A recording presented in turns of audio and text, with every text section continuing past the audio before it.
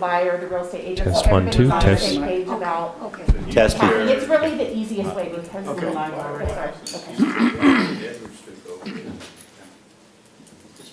It's just different since they left. It hasn't been the same. Hello, this is Commissioner Colindres.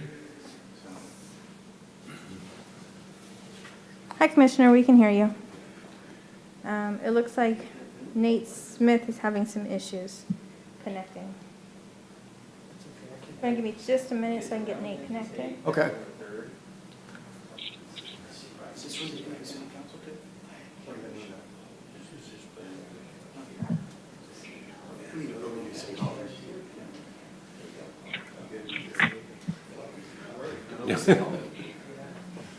Politician can't do it, people like us have to do it.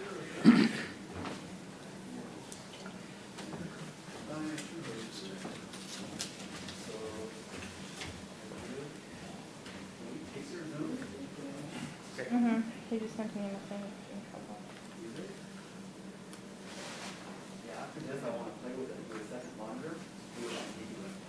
He just didn't have it. I think when I come in and have to hold myself, I'm just gonna rotate through and let you guys just overcome it. Yeah, I'm gonna do it. So Tom, I've been in South Dakota. On Pheasant all weekend. No masks. No plan, goof out. Wide open. No restrictions at all.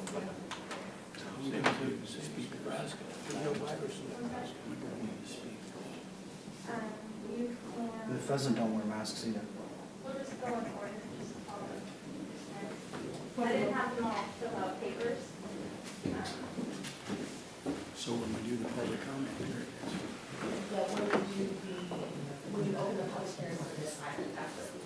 Okay. Okay. We're good to go? No, we're not. Nathan's not up yet.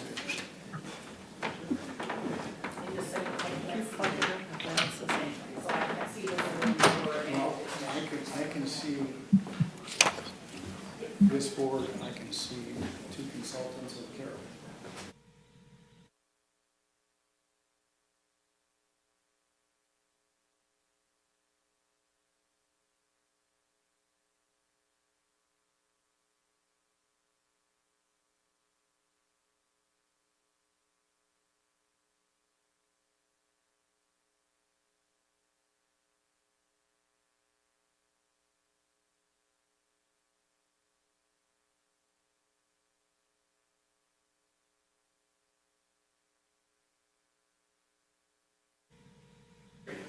Oh, we got him. Nathan there? I am. Sorry for the delay, guys. If today was a day that I could bury my head in the sand and not come out, it would be it. So, And you know what? We're going to leave that alone, Nathan. Is Commissioner Caldress on? Okay. I don't see him. He has a phone number at the bottom. I don't see that. When this screen switches to the Zoom meeting, you'll be able to see it. Okay. Okay, it's 6:04 p.m. on Tuesday, October 27th, 2020. I will now open the Planning Commission regular meeting. Roll call, Mr. please. Tinker, if you could call the time, please. 6:04. Thank you. Commissioner St. Martin? Here. Commissioner Smith? here. Commissioner Colindres? Here. Vice Chairman Stevens? Here. Chairman Tinker? Here. Okay, but Test 1, 2. Yeah. okay, at this time, let's please stand for the Pledge of Allegiance.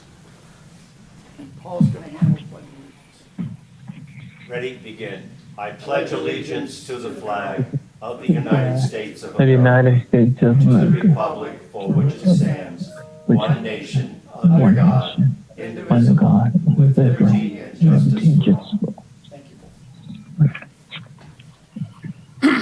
Paul. Okay, we don't have any approval or adjustments to the agenda? No, sir. Okay.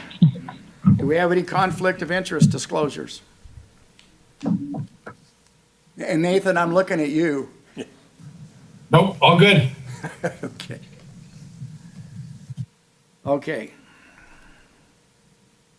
Are there any requests to speak? For items not on the agenda, I have no requests for any items that are not on the agenda. Anyone speaking in the public, did you want to speak on anything other than what's on the agenda this evening? Okay. Olivia, do we have any callers on the line? No, there are no callers on the line. We're good to go. Okay, so I assume everyone here is going to speak on this item that's on the agenda. That should be correct.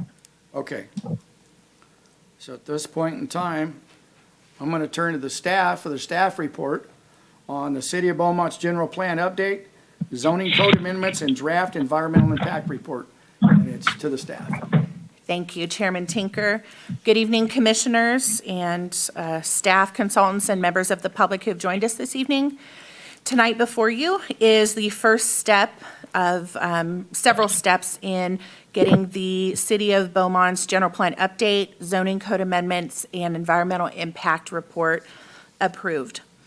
State law does require each city and county to prepare and adopt a comprehensive and long-range general plan for physical development. This plan is intended to cover approximately the next 20 years. The general plan is the constitution or blueprint for the city and offers the foundation for making development decisions. The city's current general plan was approved in March of 2007. In December 2016, the City Council awarded a contract for the proposed general plan update. For the last several years, the city has been collaborating with the community in preparing a comprehensive update of the city's general plan. The general plan has several mandated elements. We have some, we have land use, circulation, housing, open space, air quality and conservation, safety, noise, and an element that is new to our general plan, which is the health and environmental justice element designed to comply with SB 1000. At this point in time, I'm going to state the recommendations for Planning Commission action, and then we'll turn it over to the consultants to make the presentation, and then we'll come back to Commission for discussion, and if necessary, we can restate the recommendations prior to anybody making any action. So at this time, staff is requesting that the Planning Commission hold a public hearing and forward the following recommendations to City Council. Staff recommends that City Council adopt the general plan update and adopt the revised zoning ordinance and zoning map. Staff recommends the City Council certify a final PEIR, program EIR, in compliance with CEQA, and find that the draft PEIR has been completed in compliance with the California Environmental Quality Act, known as CEQA, that there are no environmentally superior alternatives to the project that will avoid or substantially lessen the significant environmental effects as identified in the draft PEIR, concur with the findings and mitigation measures contained in the draft EIR, and that the City Council will adopt a statement of overriding considerations prior to certification of the PEIR.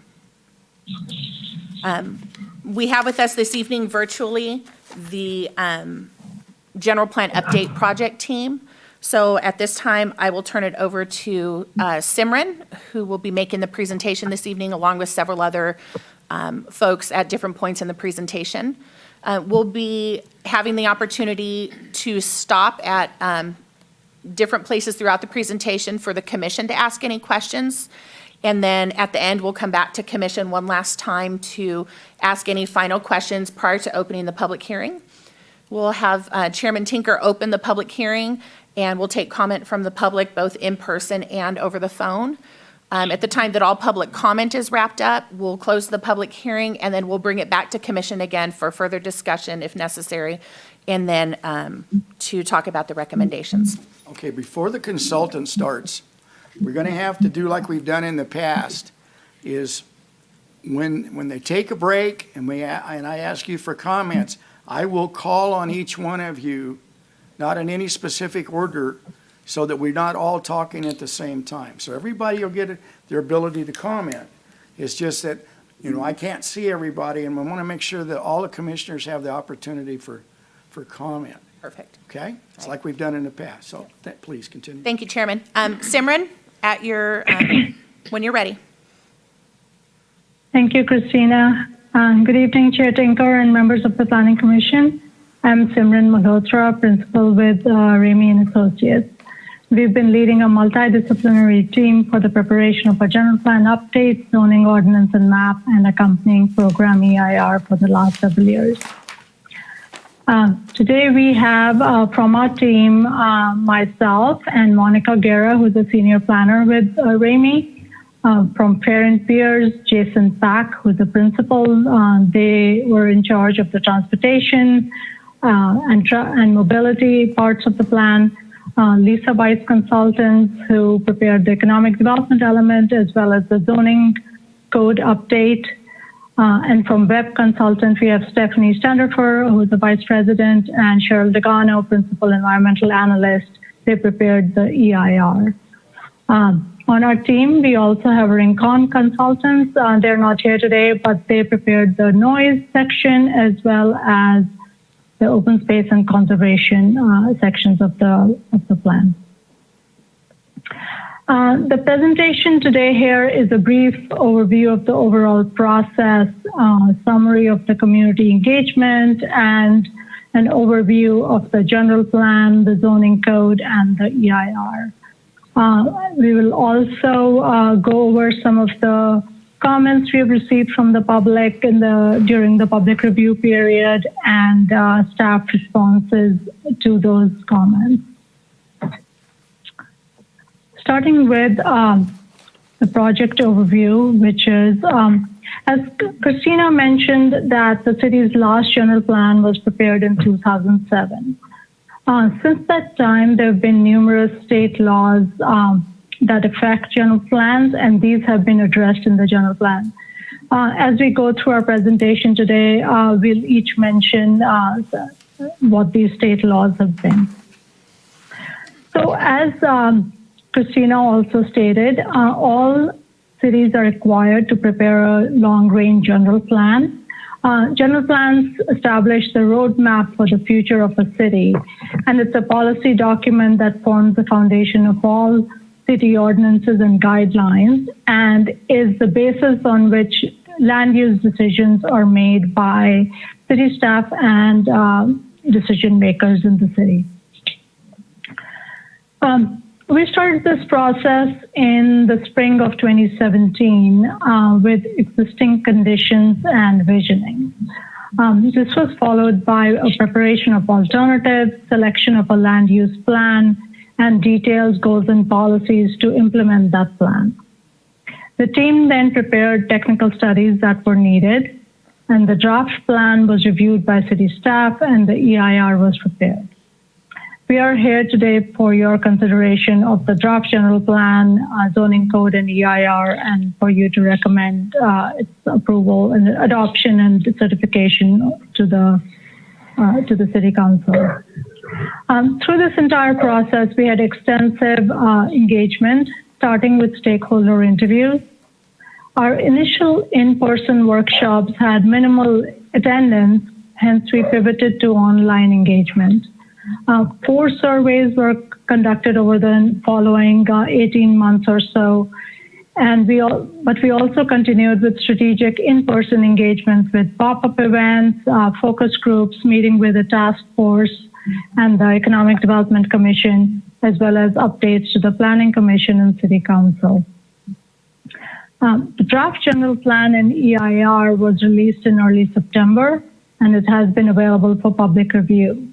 The EIR comment period closed just last week on October 22nd.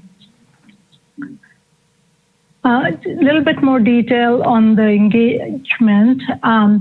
As I noted, we conducted 4 surveys over a course of 18 months and garnered over 2,800 responses over the 4 surveys.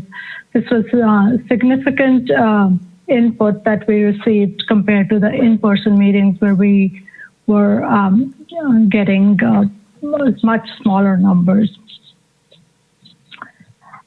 We also conducted other outreach besides the focus group, task force meetings, and the in-person community workshops that were held. We also sent out regular newsletters and e-blasts informing those who had signed up to learn about the project during the duration of the plan development.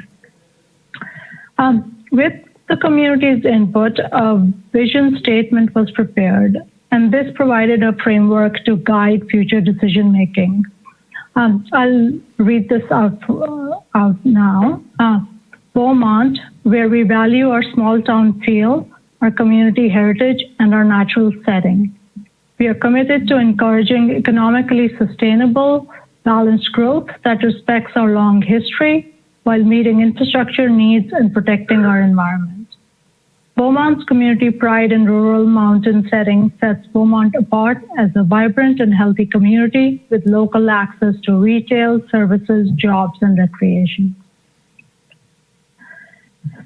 This vision statement was accompanied by 8 guiding principles, and these together guided the goals and the policies in the general plan.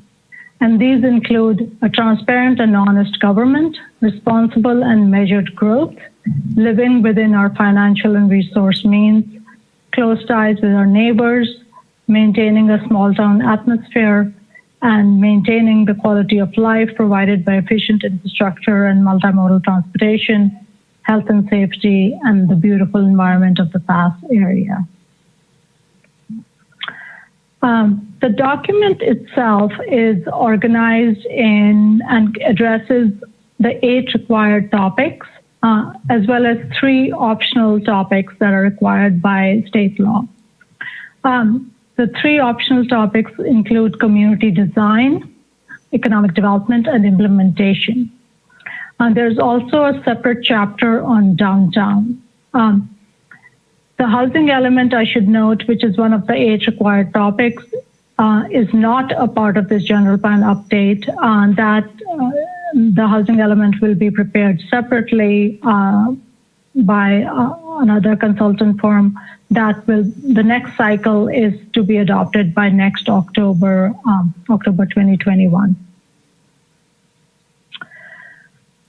Now, starting with land use, the land use element generally is the most critical element within a general plan, and this element implements a long-term vision for Beaumont and establishes several priorities.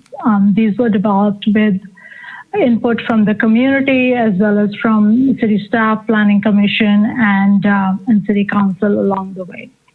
And these priorities include creating a downtown, diversifying the local economy with more job options, providing more housing options for residents from all income and ability levels, preserving Beaumont's natural setting and open space using an infill strategy, creating a safe and healthy city, and improving the city's fiscal health.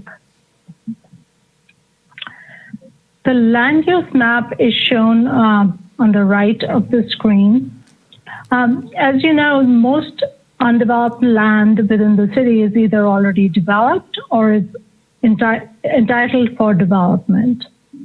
The areas that are in downtown and along the freeway corridor will experience the most change. The general plan focuses strategically on preserving the existing neighborhoods within the city and then creating locations for additional jobs. We also have expanded housing choices both in downtown and the urban village, which is located in the pink areas on your screen between Oak Valley Parkway and Highway 60, as well as along State Route 79. Another important element of the land use map is to prepare for potential development in the sphere of influence. This is the area south of city limits. The vision for this area is established in the land use element, and it includes preservation of the open space areas and focusing development near transportation corridors and existing infrastructure. There are no plans to annex any of the properties within the sphere. The goal is to establish a vision so that if a property owner initiates annexation, the city has a vision in place for that property owner to follow. This table lists the land use designations in the general plan, and these are divided into broad categories: residential, non-residential, mixed use, and other. And I'll briefly go over these over the next several slides. These slides describe what the designations are, as well as show a couple of images to illustrate what development is intended to look like and what its character is. There are 3 rural designations, which have varying lot sizes to preserve the natural mountain and open space setting therein. So there's RR40, RR10, and RR1, and those relate to lot sizes. There is a single family designation. This is essentially what covers a good portion of the city limits right now, which is a single family residential attached or detached product. There's also a high density residential designation for multifamily housing, and this is an existing designation as well. A new designation has been established, traditional neighborhood, and this creates new residential areas in a walkable, connected grid pattern with a mix of low-density housing types.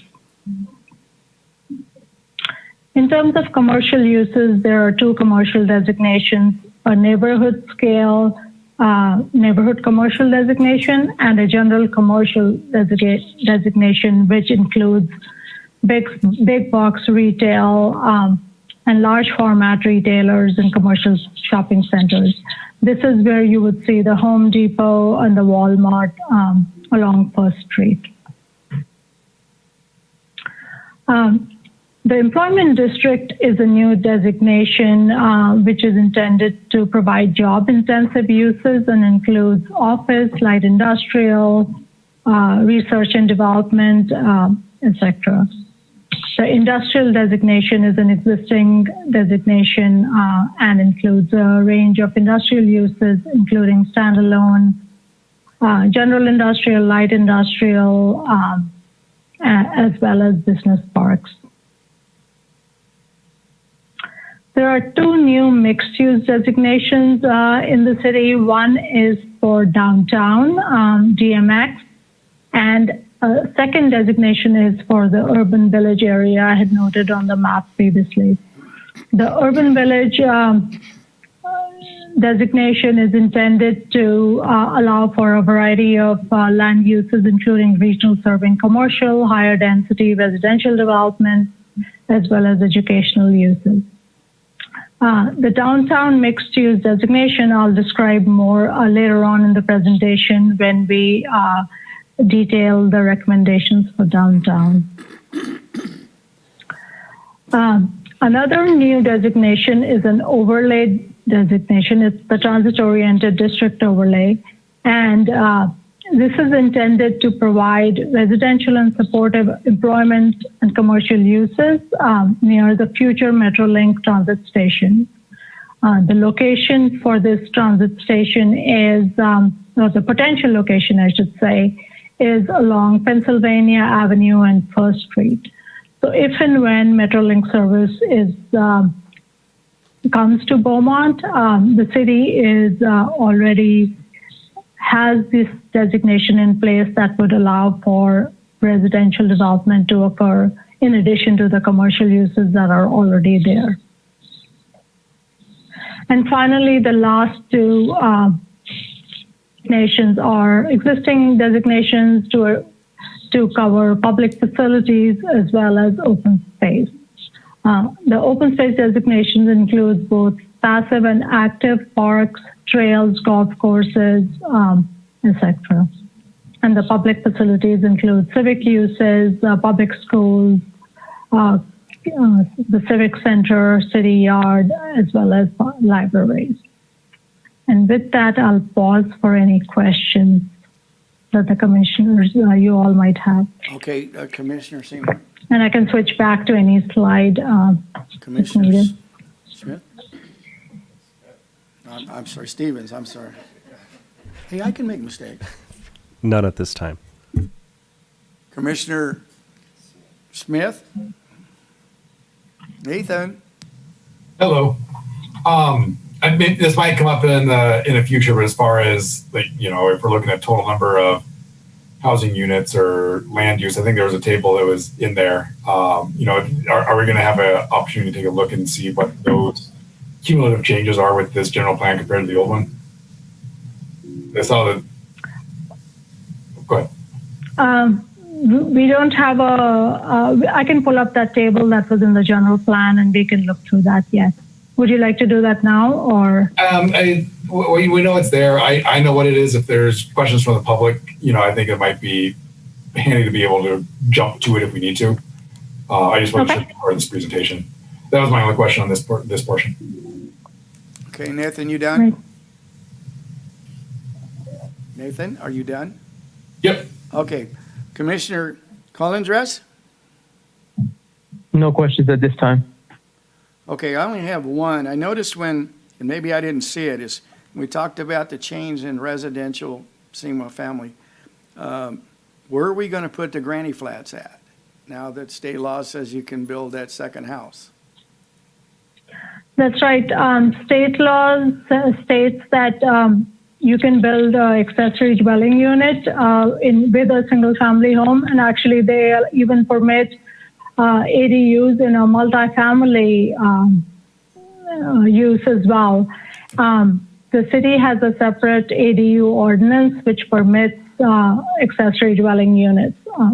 So those would be covered under that ordinance. Okay. Yeah, and just for everybody's benefit, so the city has just awarded a contract to kick off the housing element update. Council just awarded the contract at the last meeting. And as part of the housing element update, we're having an ADU ordinance prepared. Right now, our code does address some of the things, but state law has changed significantly since our ordinance was written. And so the new ADU ordinance will be compliant with current and whatever state law happens to be enacted in the next few months prior to getting the ADU ordinance to council. Will the new housing element replace the one that we passed before? Yes, so yes, the housing element will be updated. Current housing element cycle ends October 2021, which is when our new housing element will have to be completed. And so we're on track. And actually, that's in my director's comments at the end of the meeting. So I'll pause and hold that thought until the end unless we need to get into that further. Okay, if there's no other questions, please continue. Okay, with that, I'll turn it over to Jason Sack to talk about some of the mobility element. Jason, you're up. All right. Thank you, Simran. Can you go to the next slide, please? So to kick it off, there are really two key legislative changes that have occurred fairly recently over the last 10 years or so that do affect how cities need to look at mobility within their city. The first one is the California Complete Streets Act. This is essentially a bill that was passed by the state that requires all cities to make streets complete. Because let's face it, nobody wants incomplete streets in our city. But by and large, when we talk about complete streets, we talk about streets that serve all users of all ages and abilities. And when we start thinking about that on a citywide scale, it's important to recognize that we can't make every street in a city the best street to serve pedestrians and bikes and transit and trucks and deliveries and all the multitude of users for the city. So we'll get into how we address that specifically with Complete Streets in a minute. The other one that was recently passed and implemented is Senate Bill 743, which is essentially a CEQA Reform Act that does require us, at least in the CEQA setting, our California Environmental Quality Act, that we no longer use level of service to evaluate mobility on a city, and that we now have to use VMT for environmental impacts.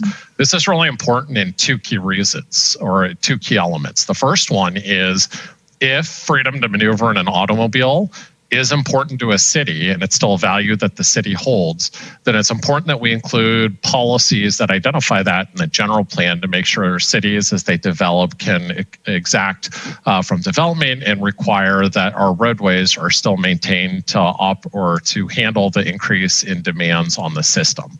Second is when we do get into the CEQA document, we do now have to evaluate VMT from an environmental perspective. Next slide, Simran.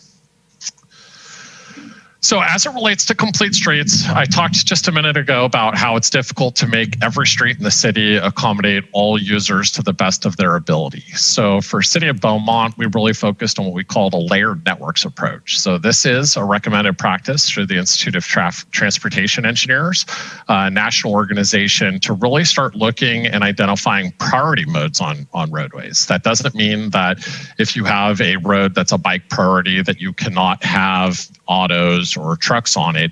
It's just recognizing that as we prioritize specific streets by mode, that when developments come to you or as roadway rehab comes to you, that we've provided some guidance on the mode that should be prioritized and that you consider that in all of your decisions. Next slide. So we've got a map of essentially how we accommodated this. I will say before we got into the Complete Streets of the layered networks, one of the key goals that we did hear loud and clear from the public outreach process was improving connectivity. So what you can see here is just a basic street outline of how we were proposing to accommodate connectivity, particularly at new facilities in the south city of the city, as well as in that some of the mixed use areas between State Route 60 and Oak Valley, but also some of the new connections to the regional system, the new interchange at State Route 60, as well as the change in the interchange over at Pennsylvania Avenue. But keeping that connectivity in mind, next slide, Simran. We started looking at how we overlay priorities for modes on the street. So this shows our auto priority streets, recognizing that obviously your freeways are in there and then some of your major north-south facilities, especially as they connect to those freeways. Next slide, Simran. We also looked at bike ped priority streets. So these are streets that we think have some opportunity to repurpose available right-of-way to improve some of that connectivity. We also show some potential trail systems along here as it relates to utility corridors and easements that we think you could help facilitate some bike ped travel along as well, and connectivity, especially to the south, to some of the nature preserve areas and things of that nature that are up in the hills above the city. Next slide. We also did take a look at transit priority, largely based on where transit currently is and where we expect it to be. The other thing you can see with the blue star that I just realized looks like the Dallas Cowboy emblem, but we are identifying a potential transit station area, mostly to indicate that if the rail connection from Riverside out to Palm Springs and the Coachella Valley does occur, that is the city's goal to facilitate a stop here to serve the city of Beaumont and the General Pass area. Next slide. And then we also do look at goods movement and how we move goods across the city. Currently, there is no goods movement ordinance by the city. The general plan does recommend that the city adopt an ordinance at some point to limit the travel of trucks in the city. But we do want to recognize that we try to put trucks where we don't expect there to be pedestrians and bicycles, and that those modes overlapping is generally not a great idea, and we do try to minimize that as much as possible. Next slide. The final thing, so then all of those layers get put together and ultimately we identify a consolidated classifications map. We did work pretty extensively with city staff to develop and refine this map based on roadway classifications that reflect some of those priorities that we had talked about, but also were consistent with some of the classifications that the city currently uses to implement roadways within the city. Next slide. And then the last thing I did want to just leave this on the mobility topic is we do recognize that this general plan is going to be around for a while. So we did try to set it up from a policy perspective to have some longevity. And some of the things I just want to highlight is really not that long ago, 7 years ago, really, we didn't have very many models of what we call accessibility. So we either owned, rented, took taxi, and really we were limited to walking, biking, driving, taxi, or a transit. But really, with the advent of our cell phones and things like Zipcar and Uber and Lyft, our access to mobility has really changed just in the last 7 years and really broadened our accessibility to a multitude of new mobility options that were never contemplated before. Quite frankly, back in 2010, if somebody told me that we would have electric scooters on some of our streets that you could just rent on an as-needed basis, I would have told them that they were crazy. But here we had them in a variety of downtowns throughout the Inland Empire. So we try to set this up for the future, recognizing the potential future of autonomous vehicles and make sure that this general plan was flexible and could accommodate all that. But also just recognize that in the mobility world, things are changing very, very rapidly. So with that, Simran, I think that concludes my overview of the mobility portion of the general plan, and I'd be happy to answer any questions. I'm going to go to Commissioner Smith first. Nathan? Yeah, a couple questions. You mentioned that the general plan makes comments in there about adopting a couple of new ordinances as support for some of these things. What other, besides the ones that I mentioned, what other, this is for you and for staff, what other plans may we be looking at that are supplemental and, maybe able to more regularly adapt to some of these changing modes and the additional increase, coming up in the near and short and maybe medium term? Yeah, that's a great question. So the ones that come to my mind, and I'm cheating a little bit on one of my spare monitors, I've got a draft version of this up, but some of them relate to, we have an implementation policy to develop a bicycle and pedestrian master plan that takes the priority networks, but should really add a lot more detail than we're able to get into at the general plan level. So that would be one of those implementation policies. We've got updating the capital improvement program, updating street design standards to represent a little bit more complete streets funding, traffic impact fees, things of that nature. These are all implementation measures that we recommend out of the general plan, just to make sure that we're capturing the latest and greatest thoughts and implementing those facilities to the best of our ability, and can get into more detailed analysis that just a broad general plan doesn't have the ability to look at. All right, so if we see shortages on there, like a bike network that may be omitting certain areas, this additional plan would hone in and provide that additional detail and allow us to take a look on it on a more specific basis than this document. The general plan does at this time. Absolutely. Yeah, Okay. and I can add to that, Commissioner Smith. There was another comment. Sorry. What was that?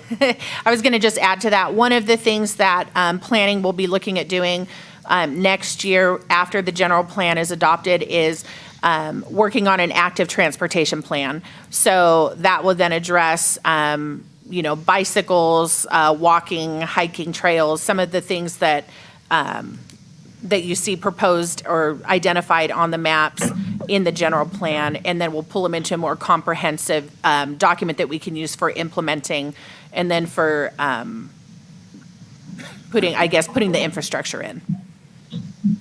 So if we really wanted to reach for an audacious goal, a new bridge over the freeway for bikes or something, that would be something we would tackle as part of that active transportation or the bicycle plan. And as the implementation look for grants and that kind of stuff at that time. Yeah, and then it would translate. If something were identified in there infrastructure-wise that we wanted to put in, then that would typically translate into becoming part of the capital improvement program so that funds could be programmed over whatever number of years it would take to implement that particular design or infrastructure. All right. Well, I look forward to the active transportation plan. Thank you. Okay, Nathan, are you complete? Yes. Commissioner Colindres? No questions at this time. Okay, Commissioner Stevens? No questions for this segment. Commissioner St. Martin? Does this plan include the completion of the bridge over the 60 freeway, So the Potrero Bridge? the Potrero Bridge? So the Potrero Bridge is complete. Now, the ramps are phase 2, and those are underway right now. Staff is working on that. They're in design, and I think they're actually pretty far along in design. And of course, funding is the primary issue. So we've identified a number of resources. I believe we've applied for some grants as well to help that. That's more project specific. So it would be identified on the mobility map as like a truck route, because essentially that's where a lot of the trucking is coming from. But as far as the ramps themselves, they're not identified in there. That's more of just a project-specific I was item. more concerned about the truck traffic Yes, sir. because one of the overlays showed routes through the city for truck traffic, and that's something that's always been an issue in this city. Yeah, I think, Simran, maybe you can put the truck map or the map back up that shows that. The majority of it, I believe we've tried to keep south of the 10, with the exception of Oak Valley Parkway, and then Pennsylvania, I think, goes up north above the 10 as well. Not to say that's the way that it would definitely go based on where the city's manufacturing and industrial is occurring right now. It is in the southwest portion of town, primarily south of Interstate 60. Although when an EIR is done and we look at traffic studies, it tends to disperse the traffic through a number of different roadway segments. And so some of these may be identified or could be identified as valid routes for transit to, or for goods movement or trucks to use.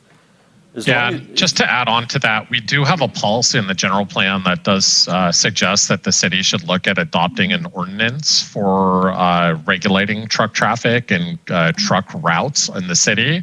And we found that to be a very, very useful tool for local agencies. As communities change over time, it gives you the opportunity and the flexibility to change those truck routes and enforce them accordingly. And we found it to be a very useful tool for a variety of jurisdictions throughout the state. The other thing I did want to highlight that maybe got missed is if you go up a couple slides, Simran, to the connectivity graphic, the question about the connection to State Route 60 at Potrero, that is included in the general plan. We've marked it with this yellow circle, essentially identifying interchange improvements or connectivity. So we have identified it both here at Potrero, but then also the improvements over at Pennsylvania Avenue with the, I'll call them the west-facing connector ramps at the interchange to make it a full interchange. Thank you. Thanks, Jason. The only comment I have is you're showing Pennsylvania as a transportation route, and that's complete residential. So I'm not sure that would be much of a truck route. Yeah, and that was a difficult conversation. Palm we have identified as kind of a key north-south pedestrian bicycle connector. Beaumont is identified as an opportunity area and a connection to the downtown. So when we were looking at how do you get from the 10 up to Oak Valley, we didn't have a lot of options after we took Palm and Beaumont off the table. Pennsylvania will have the future interchange with the freeway. It's not ideal, and it is something that I would suggest the city look into in a little bit more detail as or through the ordinance discussion or policy that we brought up. And it obviously is the city's prerogative too. Before adoption, we can remove this if that was of interest to the city. Any other comments, Christine? Okay, then we can move on to the next segment. Okay. So now I wanted to spend a few minutes describing the downtown area plan. It is documented as a separate chapter in the general plan document. The vision for downtown is defining it as the heart of the city with a mix of economic, residential, commercial, and entertainment opportunities. It is also intended to be a walkable, active, and pedestrian-oriented area. It has the city hall as its civic anchor, and predominantly retail and entertainment uses, along with a mix of residential uses along the corridor. The downtown area is this essentially L-shaped area which extends along 6th Street between Egan Avenue to the west and Highland Springs on the east. And the freeway I-10 corridor on the south and 8th Street on the north. And then Beaumont Avenue as it extends on all the way up to 13th Street, a block on both sides of Beaumont Avenue. Since this is a fairly large area, we are looking at 3 sub-districts within it. Downtown core, which is shown in the darker blue. It extends from Egan to Palm Avenue. Extended 6th Street, which extends from Palm to Highland Springs. And then in green, Beaumont Avenue from 8th to 13th Street. In terms of the land uses along these 3 specific areas, the downtown core is intended to be the retail and entertainment focus.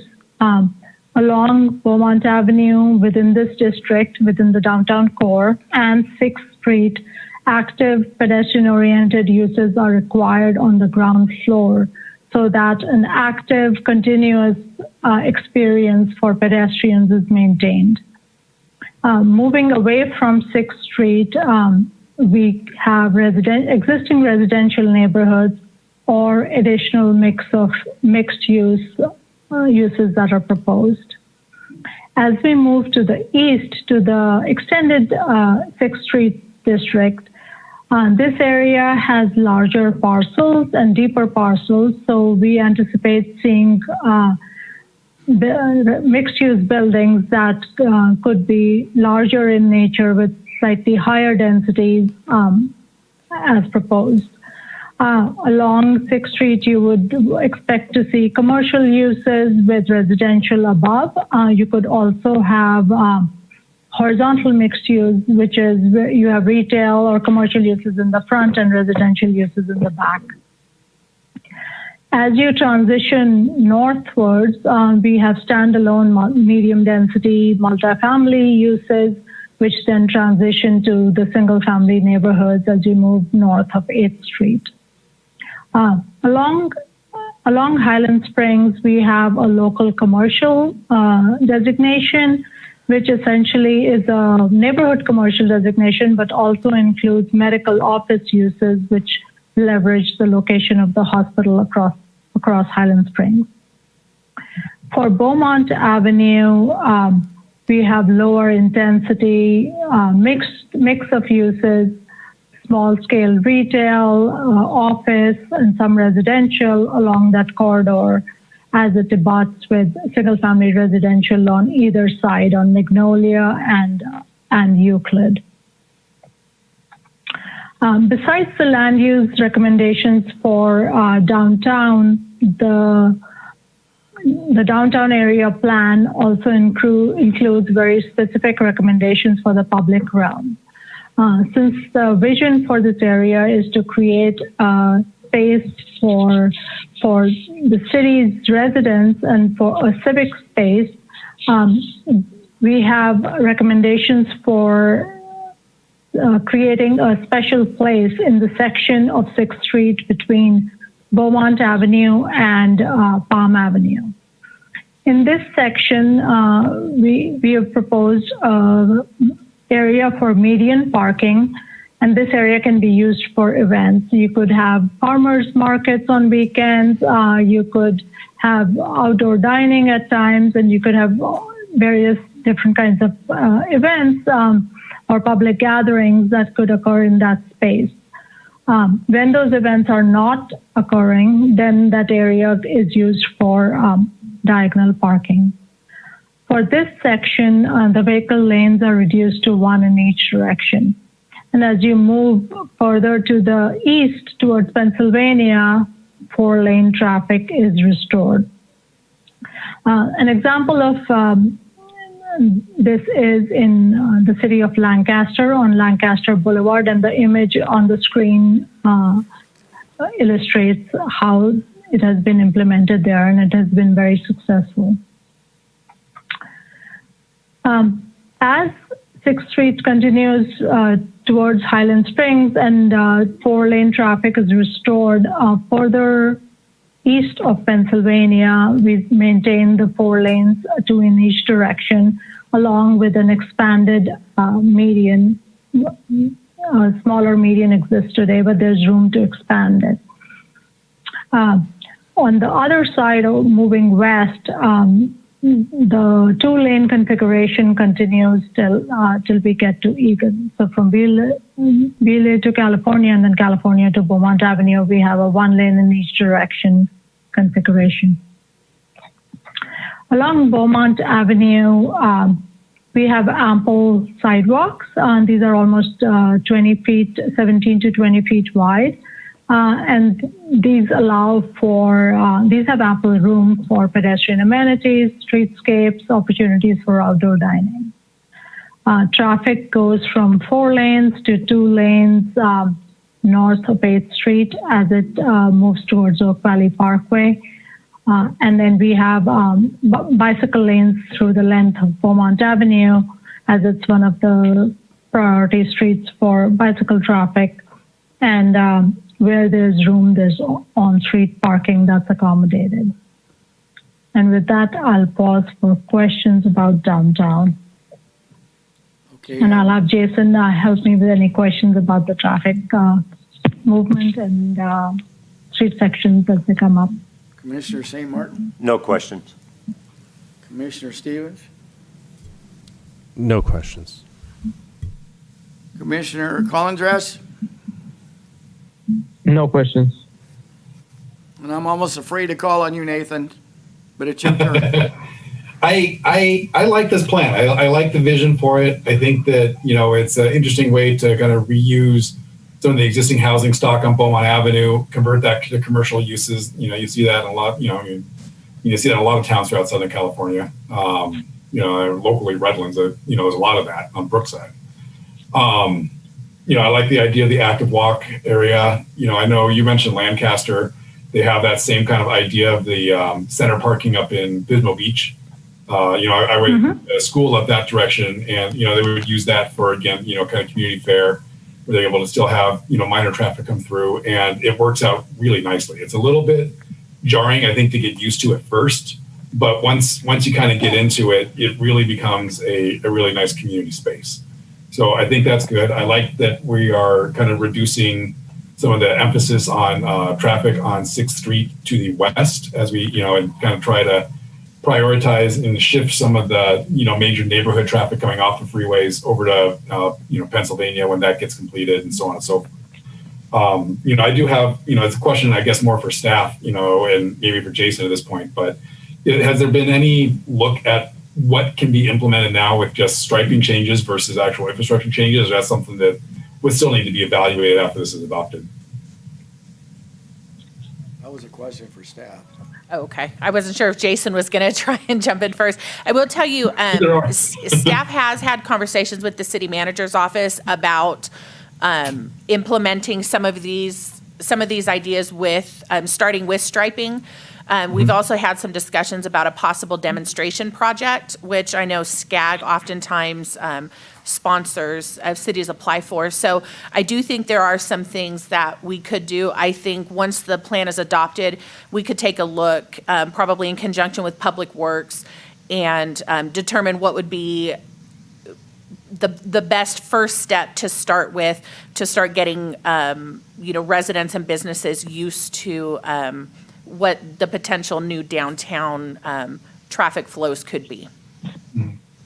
Yeah, that's good, because I think, implementing and getting people downtown is the key thing to happen there. I know Market Night was a major driver for State Street in Redlands.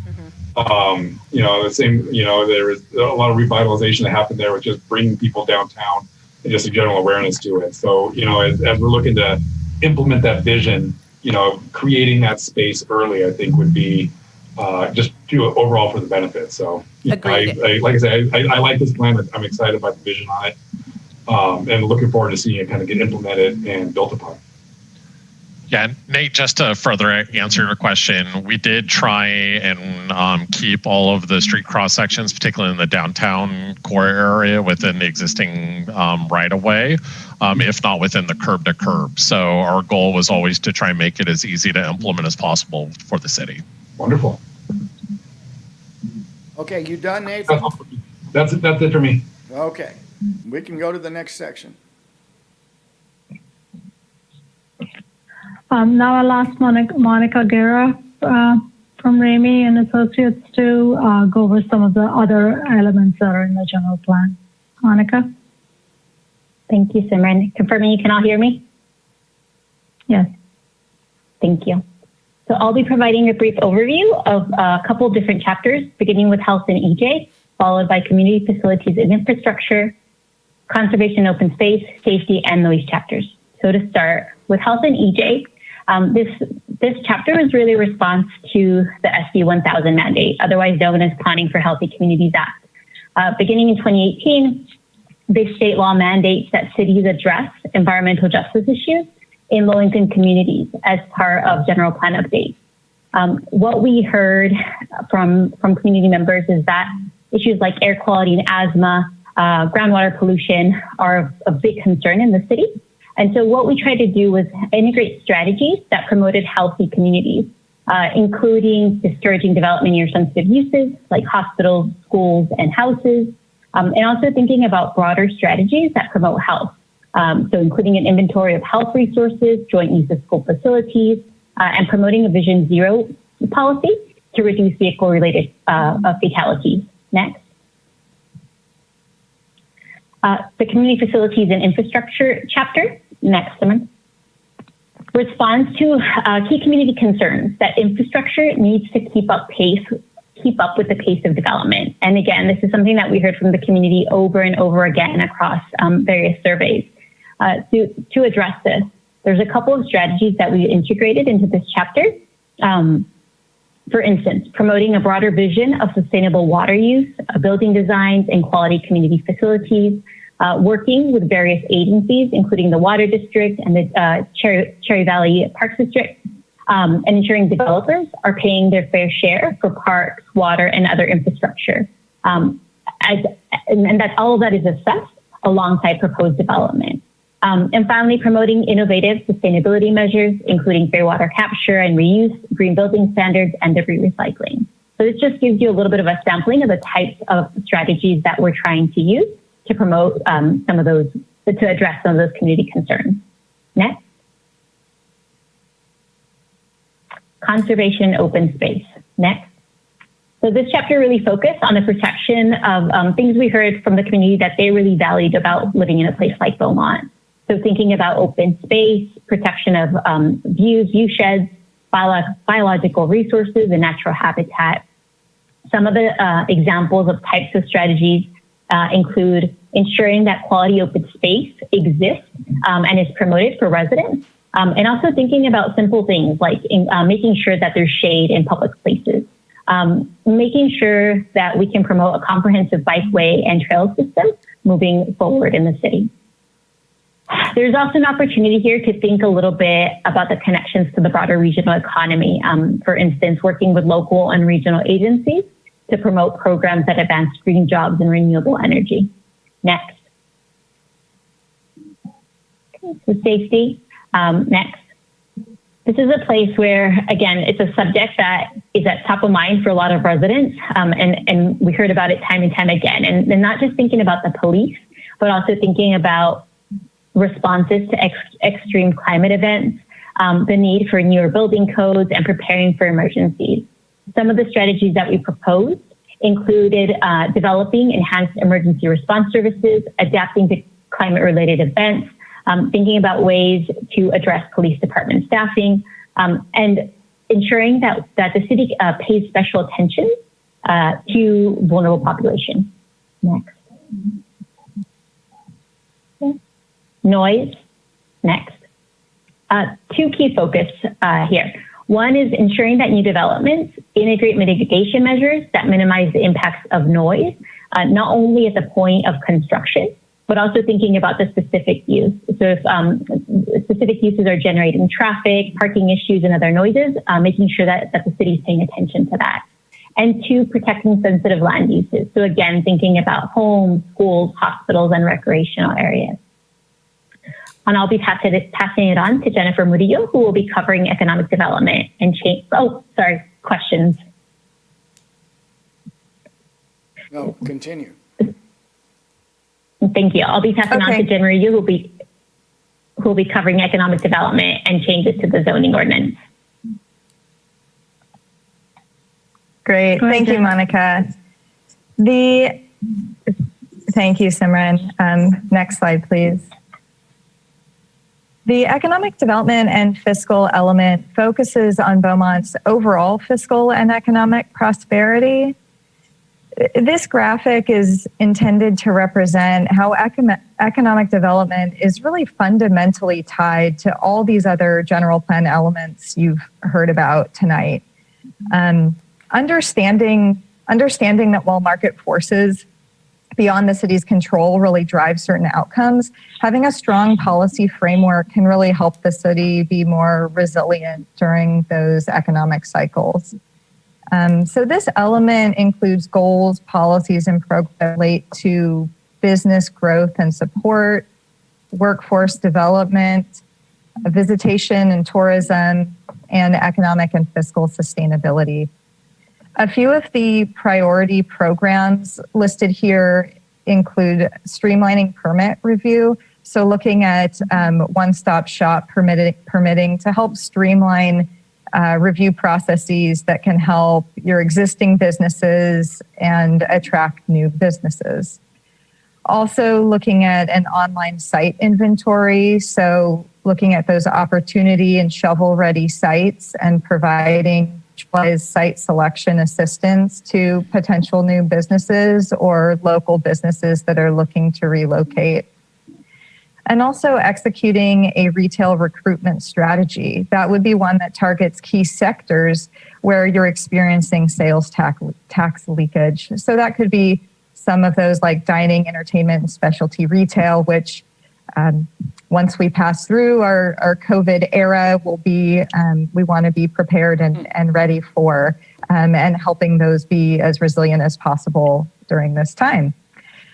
We also include some priority programs that direct regulatory changes, changes like updating the zoning code so that it's consistent with these general plan policies and guidance. And I'm going to talk about that next, but next slide, Simran, I think we want to pause and give an opportunity for questions first.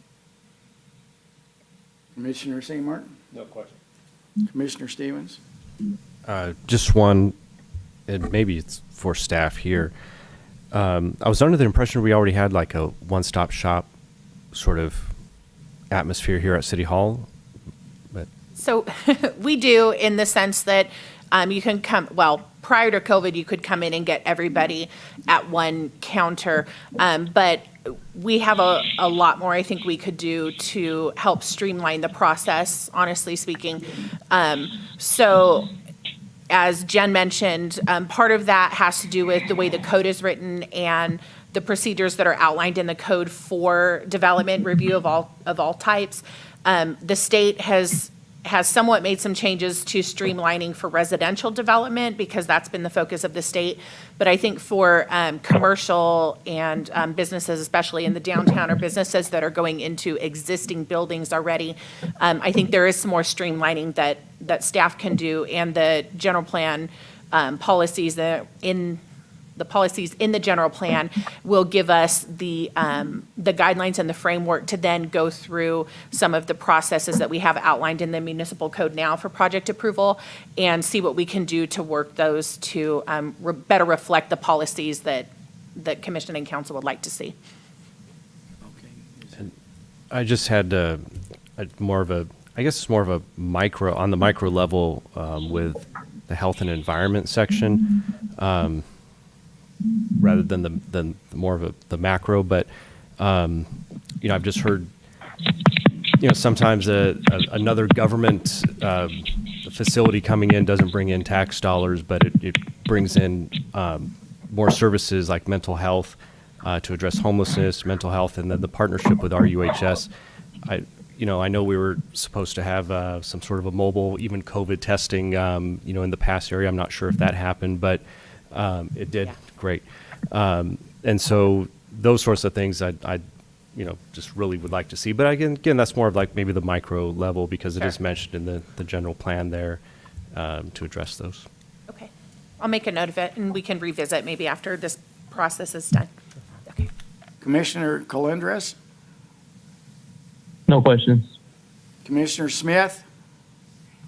Just a couple of points. It was in the slides on there. Is that the city's jurisdiction is fairly limited to some of the other municipal services that are out there, and the goals that are stated in there. Continue to work with the school district as far as appropriate siding for there with the water district on some of the goals that we have for water conservation, for water use, that kind of stuff. The Parks District, we got so many other kind of special jurisdictions that are outside what the city has, and working closely with them, is going to be key. I know through the initial stakeholder meetings that we had and the steering committee meetings that existed, they were invited and participatory with it, and seemed at that point to be kind of encouraged in continuing to build on that. So.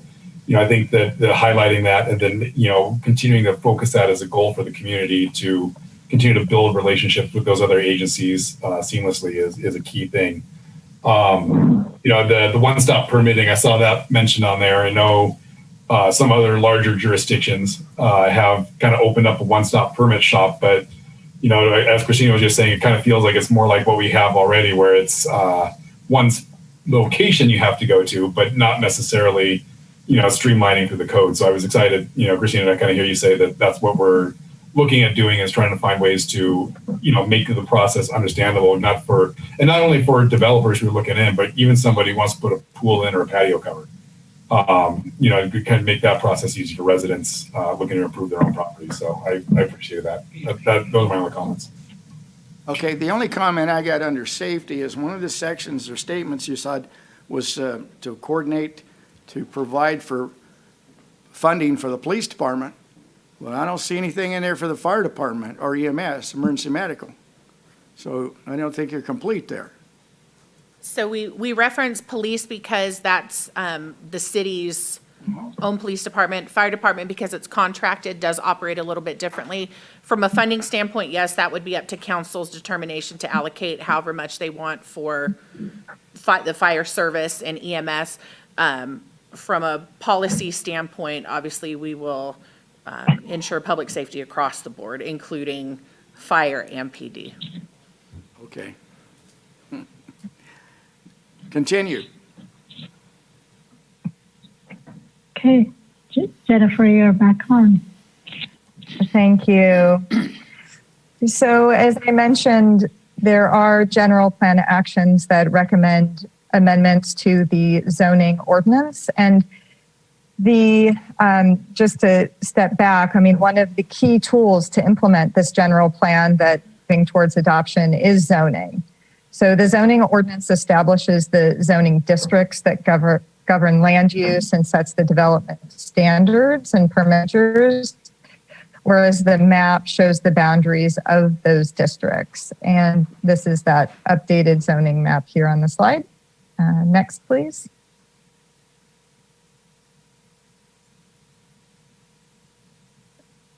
And the key changes that are being proposed specifically reflect the policy direction in the general plan. And that includes some of those programs and action items that were already mentioned by Simran, Jason, Monica already. So I don't think I need to reiterate those here. Next, please, Simran. And so just to be clear, the general plan is setting that overall vision and guidance. The zoning amendments are going to implement those policies and programs related to land use in particular. And there's no changes to the overall zoning code organization. So the changes you see are just targeted amendments specifically to implement the policy guidance in the general plan. Next slide, please. So to start off with the zones in particular, these zones have been amended to reflect the general plan land use designations that Simran described. And so the standards and the allowed uses in the zones directly reflect those land use designations from the general plan. So standards like lot size, maximum densities or floor area ratio limits, lot coverage, building heights, those are all reflective of the general plan land use designations.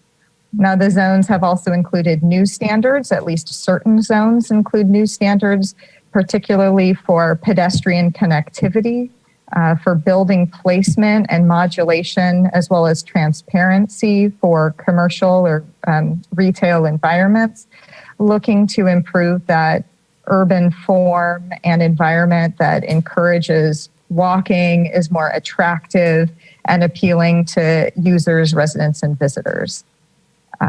Next slide, please. So there are three categories of changes that happen to the zoning districts within the current zoning ordinance. Some of the zones were simply modified. For example, the commercial general zone is proposed to be renamed as the commercial neighborhood zone. That was a name change to more accurately reflect the purpose and intent of the zone. The urban village overlay has been changed to an urban village zone because it really functions as a base zone instead of an overlay. The next category of zone changes are the new zones. So zones you don't have today that would be necessary to implement your general plan. Those two new zones are your traditional neighborhood residential zone and your transit-oriented district overlay. Now, there also were zones that are proposed to be eliminated based on the general plan. These didn't appear necessary or were replaced with other zones. So the commercial light manufacturing, the CM zone, that's an area along West 6th Street. That's proposed to be addressed with the commercial neighborhood zone. And I do believe Christina may be talking about some of these specifically on the for zoning map changes. The Beaumont Avenue overlay, 6th Street overlay, those are being replaced with the new downtown districts. And then the mineral resources overlay look to be a somewhat outdated or no longer relevant or necessary overlay for the city. Next slide, please. And there were some procedural changes proposed as well. Just wanted to highlight a few. One is to add a certificate of appropriateness that would help to address historic resource protection, preservation in the city. So if there's a historic structure that wants to make some changes, that may have to be reviewed for a certificate through a certificate of appropriateness process. Temporary uses are specifically addressed through administrative site plan review. So temporary uses don't always have to go to Planning Commission for approval.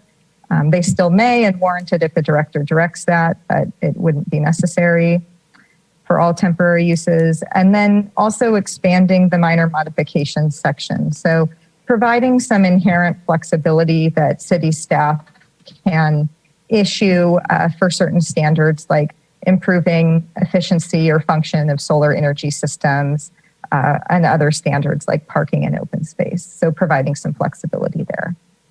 Next slide, please. Thank you. Thanks, Jen. So staff sent out approximately 1,032 letters. At the time that we prepared this, there are about 20 written comments that were received. I think we've received a couple more since then. The written comments will be included as part of the final EIR, so it will be, copies will be included in that. And we've also received probably, at the time we did this, it was about 50 plus comments. And then, can I have the slide back up? Instead of, thanks, I need to look at that. So we had about 50 plus at the time that we prepared this presentation. We've probably had about 10 more since then. And staff has also been keeping a log of the calls that we have received. The comments that we received, we do have a chart prepared and some graphics indicating of those comments, who has requested what regarding the zoning, and so we'll get into that. Of the calls received, I'll tell you about 90% or more of the calls were calling, asking about clarification. They wanted to know what does this letter mean? What does that mean for our property? What can I do with my property now if this zone is changed? How can I see the meeting, participate in the meeting, et cetera. So both Carol and I were able to speak with a number of callers and provide them the information they requested. Not everybody was happy with, the answers that were provided to them, but we did provide information nonetheless to all the callers that we spoke with, and we have the log keeping track of all of that. So next slide, Simran.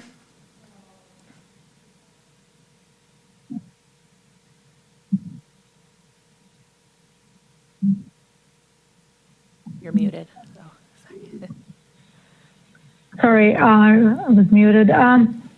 Briefly go over these. These were the public comments which were received on the general plan document itself. And as Christina mentioned, there were many comments received about the specific zone changes, which we'll go over on the following slides. In terms of the general plan, there was a letter received which emphasized that the general plan should emphasize the role technology will play, and that it should include provisions for providing additional Wi-Fi, relay towers, and improve connectivity for internet connectivity throughout the city. There was another letter received that mentioned that the general plan should protect the Potrero unit of the San Jacinto Wildlife Area in the general plan. As you saw in the general plan land use map, the entire Potrero Reserve area is designated as open space and hence is protected. There's also a MSHCP designation that covers a good portion of the city, and that's a part of the general plan as well. Other letters included comments and documented concerns about adding development in the city along Highway 79, especially in the sphere of influence areas. The concern was that additional development would cause traffic problems on a traffic route that already has congestion. There was also, in the same letter, there were concerns about how new warehouses or new housing in the city would impact its small town character. There were other comments related to liking the plan for downtown and wanting to have that implemented over time. Christina, I'll turn this back over to you to go over some of the zoning changes. So we have redacted the property owner's names so we can talk about this from the standpoint of location. I'm going to have to pull up the map here. Okay, maybe this is... Oh, there we go. Thank you, Simran. Okay. So we had a request from a property owner. This location is the southeast corner of Xenia Avenue and 6th Street. So it goes from the corner there all the way over to where the Applebee's is. I'm sure you guys are familiar. They're on the south side of 6th Street, almost to Highland Springs. The current zoning on the property is commercial general. As we discussed earlier, that zoning is being reclassed to local commercial, which is the proposed designation there. However, this property owner, because of the size and the amount of property that he has there, has requested that instead of being called local commercial, that the designation of 6th Street mixed use could be applied to his property. That would allow more flexibility and allow him the opportunity to do maybe a larger scale development that could include both commercial and residential, or a variety of commercial type uses on that property. Staff does support making this change. The properties to the west and to the north are also designated as 6th Street mixed use, so the zoning would be compatible. And staff does agree that designation would probably facilitate a better quality of development than maybe just a general local commercial designation. You have questions on this one, or you just want me to go through them and then come back? Okay, we'll go through them. Okay. This is Beaumont Avenue and 5th Street. It's the northwest corner there. This is the property where you have McDonald's, and then you have Baker's adjacent to it, just to the north. Those of us that frequent either of these establishments, as I do myself, and I know many other people here do, have tried to navigate that driveway coming in and out of both Baker's and McDonald's. Both of these are pretty old buildings. The McDonald's in particular has no stacking on the driveway, and so on any given busy day, you can have the McDonald's stacking out into the drive approach, along with Baker's traffic trying to exit at the same drive approach. And it does create, I think, somewhat of a public safety issue, as well as just some unsightly mess in there and traffic issues and whatnot. So what staff is recommending is that we clarify the non-conforming provisions of the code in the zoning code itself, or through the update to allow for some modifications to an existing structure. So in the downtown, and the reason we are recommending doing that is in the downtown, we are now no longer going to be permitting drive-throughs. So we'll be allowing restaurants or restaurants with outdoor dining and things like that, but no drive-throughs in the downtown. Since McDonald's and Baker's both have drive-throughs, we would like to retain the ability to help facilitate some improvements on that site, whether it's to the driveway itself or the alignment of the drive-throughs, which I think would improve access at the site, probably improve some safety issues that could happen down there, and also help improve the design to be more consistent with the overall picture of what we have for the downtown. So staff is recommending making that clarification, and we'll have some language prepared to take to council if commission is supportive of that modification. Next slide. Okay, thank you. So these properties are on the south end of town, so south of where the 60 and the 10 meet. Two of the properties are in the existing manufacturing zone, and one of the properties has some mixed zoning out in that area. So I'll start at the top there. So the parcels that are at the top that are outlined in black, those are along 4th Street.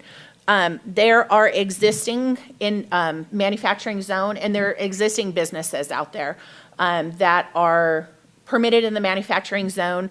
At the time that this plan was proposed, or that we were discussing zone changes, it was proposed to change the manufacturing zone to traditional neighborhood, because there are some residential properties in that general vicinity that are already zoned residential. After looking at what's existing on the sites out there and talking with the property owners, staff supports retaining the existing manufacturing zoning out on those parcels. If we change the zoning to traditional neighborhood, we will be creating non-conforming uses. And so really, we don't want to create non-conforming uses. That's not the intent of any of the changes that we're doing in the zone. Additionally, there is manufacturing zone to the west of these, and I'd have to look at my map, I believe to the north as well. So we are recommending that those properties along Fourth that go a couple lots deep retain their manufacturing zone. Similarly, the sort of weird larger L-shaped property down on the bottom, the existing zoning on the larger square part at the bottom is actually a rural residential. And the properties to the north of it on the slimmer part are zone manufacturing. Those manufacturing parcels were also slated to be designated traditional neighborhood. Staff has actually worked with a number of applicants and property owner representatives to facilitate some development on there. Nothing that's been filed yet or anything like that, but the request has been for the properties to retain the manufacturing zone on the north portion that's already manufacturing, and then to have the larger square piece on the bottom be designated manufacturing as well to match that, as opposed to the rural residential. The terrain out there, I don't know how many of you guys have recently gone way down south there, but it's sort of, it would be difficult, I think, to prepare that land to become residential. And the rural residential is a very low density. I don't think the yield would be that great down there. Most of the interest that we've had in that property is for manufacturing or commercial type use, and we think that that is what's appropriate down there. So staff is recommending making that change as well. Next slide, Simran. Okay, so now we have some properties in the existing Beaumont Avenue overlay area. So the properties that are along both Magnolia and Euclid Avenue are predominantly residential. The proposed Beaumont Avenue overlay designation does allow for residential or commercial in some capacity. However, what we found, as you can see from the picture there, just by looking at those, what you can see there on Magnolia as well as on Euclid, the majority of the uses taking place on those are single-family residential, or 2 residential units on a lot or 3 residential units on a lot. So essentially what I'm getting at is the character is residential, not commercial. The Beaumont Avenue overlay is being eliminated, and it's being replaced with the Beaumont mixed-use zone on Beaumont Avenue. So as it pertains to the Euclid Avenue and the Magnolia Avenue fronting properties, staff is recommending that those do carry forward with the proposed residential single-family designation, and that is consistent with what is on those streets, both to the north and the south. As it relates to the Beaumont Avenue fronting property, that property will get the Beaumont mixed use designation, which will still allow for commercial uses, for restaurants with indoor, outdoor dining, for commercial retail center, anything like that, office can take place. And since the Beaumont Avenue overlay is being eliminated, staff is recommending that we carry forth with the Beaumont mixed use designation as proposed on this location. Next slide. Okay, and so the last piece here, this is along Western Knolls Avenue. It's a vacant parcel adjacent to some existing uses. The underlying zoning designation is commercial general with the urban village overlay zone, or urban village overlay. The proposed designation is urban village, and that, like we spoke of earlier, will become a base zone district. The owner is requesting to allow RV dealership and repair. Auto sales, marine craft sales, et cetera, I believe are allowed in the urban village zone. And so staff is recommending that the urban village zone be applied there as the urban village overlay is going away for a variety of reasons. And we're just establishing the base zone district. All right. And lastly, the commercial manufacturing zone is a very small area of town where this zone exists, and it is on the sort of northwest area right before you get on the 10 freeway at 6th Street. And we did have one property owner from this commercial manufacturing zone that wanted to retain the designation on that property. And staff is recommending that this property be assigned the downtown mixed-use designation. Most of the properties in this zone are quite small individual properties, and there's not much opportunity for a true commercial or manufacturing use to take place on any of these properties without several lots being consolidated. So staff is recommending, again, that we carry forth with the downtown mixed-use designation that is being proposed for this location. Happy to take any questions you have at this time. Okay, I'm going to start with Commissioner Stevens. So you have to pardon me, I asked this question over the phone. On the zoning changes, are we to make those decisions this evening, or how are those addressed? So we can discuss, and if you concur with staff, we will set it up where you can forward the recommendation to council. If you would like to make changes or don't concur with staff on any capacity, we will take that note down and forward those recommendations. So your role tonight across the board is looking at what's here, providing comments, inputs, recommending any changes you have, and then ultimately forwarding your recommendations to city council. Okay, so I do have some questions on the RV repair Yes, sir. zoning. Can we go back to that slide? Sure. So this would be the appropriate time to then kind of address those? Okay, Yep. Thank you.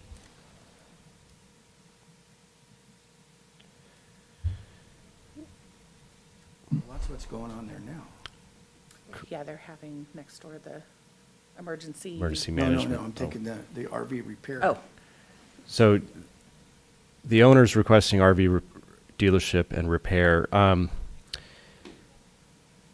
Could you please go over the zoning again from the existing and the proposed, and why that's not sure. going to be So allowed? in the commercial general zone, as it stands now, which is the underlying designation on this particular property, it does allow for a variety of auto repair, auto sales, et cetera, to take place on a property. This particular business has been there a very long time and is, been in operation, without incident or without issue. So it would be considered at this time a conforming use. The current, or the urban village zone as it's proposed, let me find I'm on the wrong one. Give me 1 second here to pull up the proposed zoning code. Okay.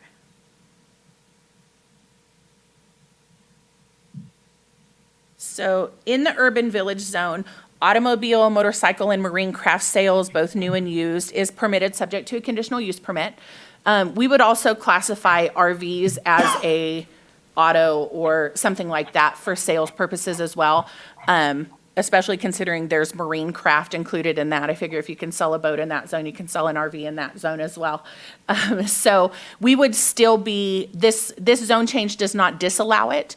It is subject to a conditional use permit. An expansion of the business would, be subject to a conditional use permit, which means it would come to this body for review and approval. And incidental repair would also be permitted. That's very typical of any auto dealership. A lot of times they have the bays where people can bring their vehicles in and have the oil changed or have, engines worked on or whatever, right? Just like we would see at any of the other dealerships. So all of those things would be subject to review and approval through the conditional use permit process. So it's not being disallowed. That's what's going on that property right now. Okay, yeah, that's, to me, that's an ideal location because I only know of RV repair in Banning. You have several over there. Sure. And so to capture that market, I was concerned Yeah. that that wasn't going to be allowed, but that's Right. So that was all. Okay. Commissioner St. Mark? No question on that. You clarified it with what you said. Thank you. Okay, Commissioner Calendres? No comments at this time. Commissioner Smith? Yeah, I'm just wrestling with that traditional neighborhood, that L-shaped property. Everything else seems straightforward enough. It's just that one parcel that I'm wrestling with right now. Okay. Which one's that? So that one, yeah. So the the hillsides out there, those are zoned the rural 1 to 40. So that's going to be really low intensity development south of that. Within the sphere to the north is the nursery and the plants. That's all manufacturing. I mean, that's just the one that I'm wrestling with. If we want to make it kind of a transition area, I'm not sure that the manufacturing is the best land use there. Commissioner Smith, would it help if we shared the current zoning map so you could get a look at what's out there right now? That would be helpful, yes. Okay. Is there any way to switch to this computer real quick? Okay. Bear with us. I can stop Oh, sharing. okay. If you bear with us just a moment, we'll have to thank you. have the switch made.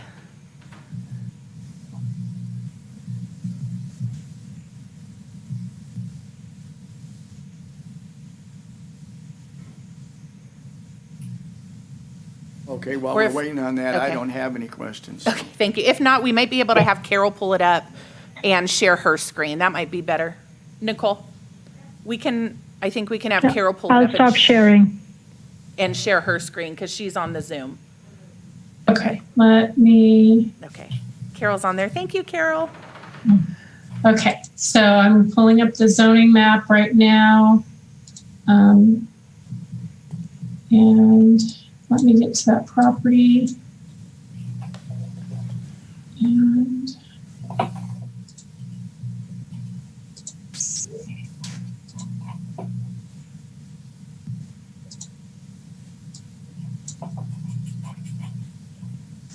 Perfect. Thank you, Carol. Can you zoom out just a little bit? Maybe a little more. Commissioner Smith, say when so you can Yeah, have an idea. So, There we okay. So it's currently zoned manufacturing in the panhandle part, Yes. and the square is the rural residential. Uh-huh.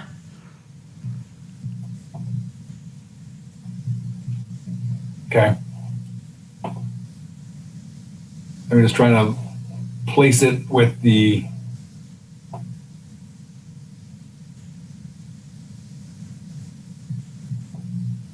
All right, so now I'm placing with the proposed land use, and just kind of taking a look at the two of them on there.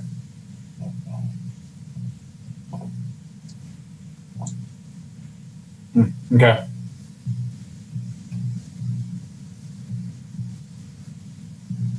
You feel free to mull it over. Yeah. Happy to answer any questions. We can always come back to this again at the end if you want to discuss it further. That's no problem. Yeah, I mean, I'm just thinking on that one. Okay. If Chairman Tinker will let you. All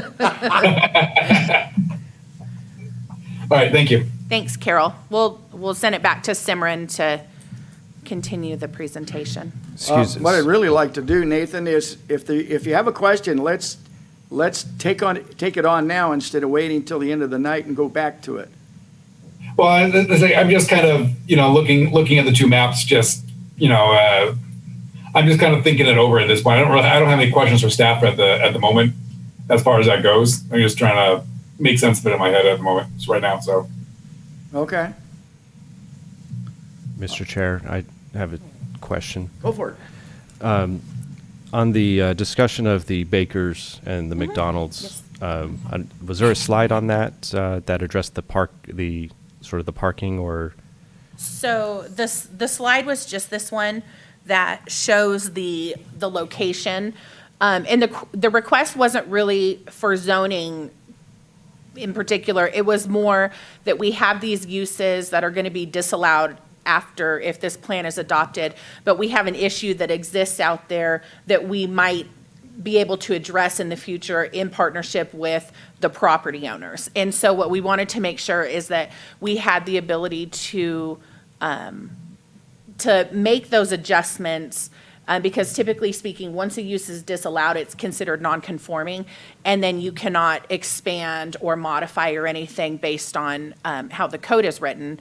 But we would like to be able to maybe have a business reorient the drive-through, or maybe make some modification on site that would help alleviate the issues and concerns that are out there. It might also elevate the appearance aesthetically of the properties out there as well. So it's really not a zoning question in particular. It's just something that had come up as through discussions, and then realizing like, oh, we don't want to tie our hands to this. If we have the opportunity to improve a situation out there, we want to make sure that we have the tool in place to be able to do that.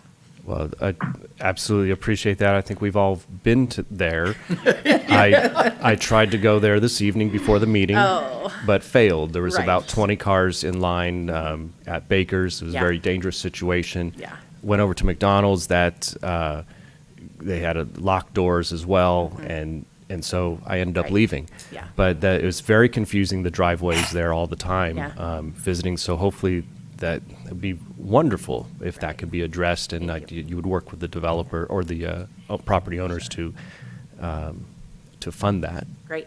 The other thing I do want to say is because of the COVID situation right now, a lot of these fast food restaurants, the majority, 90% or more of their business is the drive-through. So we also want to be sensitive to that. The rest of the areas in town, the drive-throughs, they're really not being disallowed. There's no major change, but we want to make sure that we still are sensitive to that. And again, if this continues for any length of time, who knows what's going to happen, that still they're able to function. And like you said, if we can make the modifications or improve the situation out there for all of us that frequent these places and all the residences, that we have the ability to do so. We didn't have that problem 15 years ago. No. And it used to be you could go to them, and if you caught them about 8:30, you could buzz right in. You go down there now at between 6 and 11. Oh, You yeah. can't hardly get in, Yeah. so. Okay, any other comments from the staff? No, sir. Okay, what I'm going to do is I'm going to go back and ask each commissioner if you have comments for staff before we open this up to public hearing, okay? We still have, I think, one more section of presentations, am I correct? That's right. We have the EIR to present. Oh, well, okay, Yeah, let's go through that and then we'll be ready to open the public hearing. okay.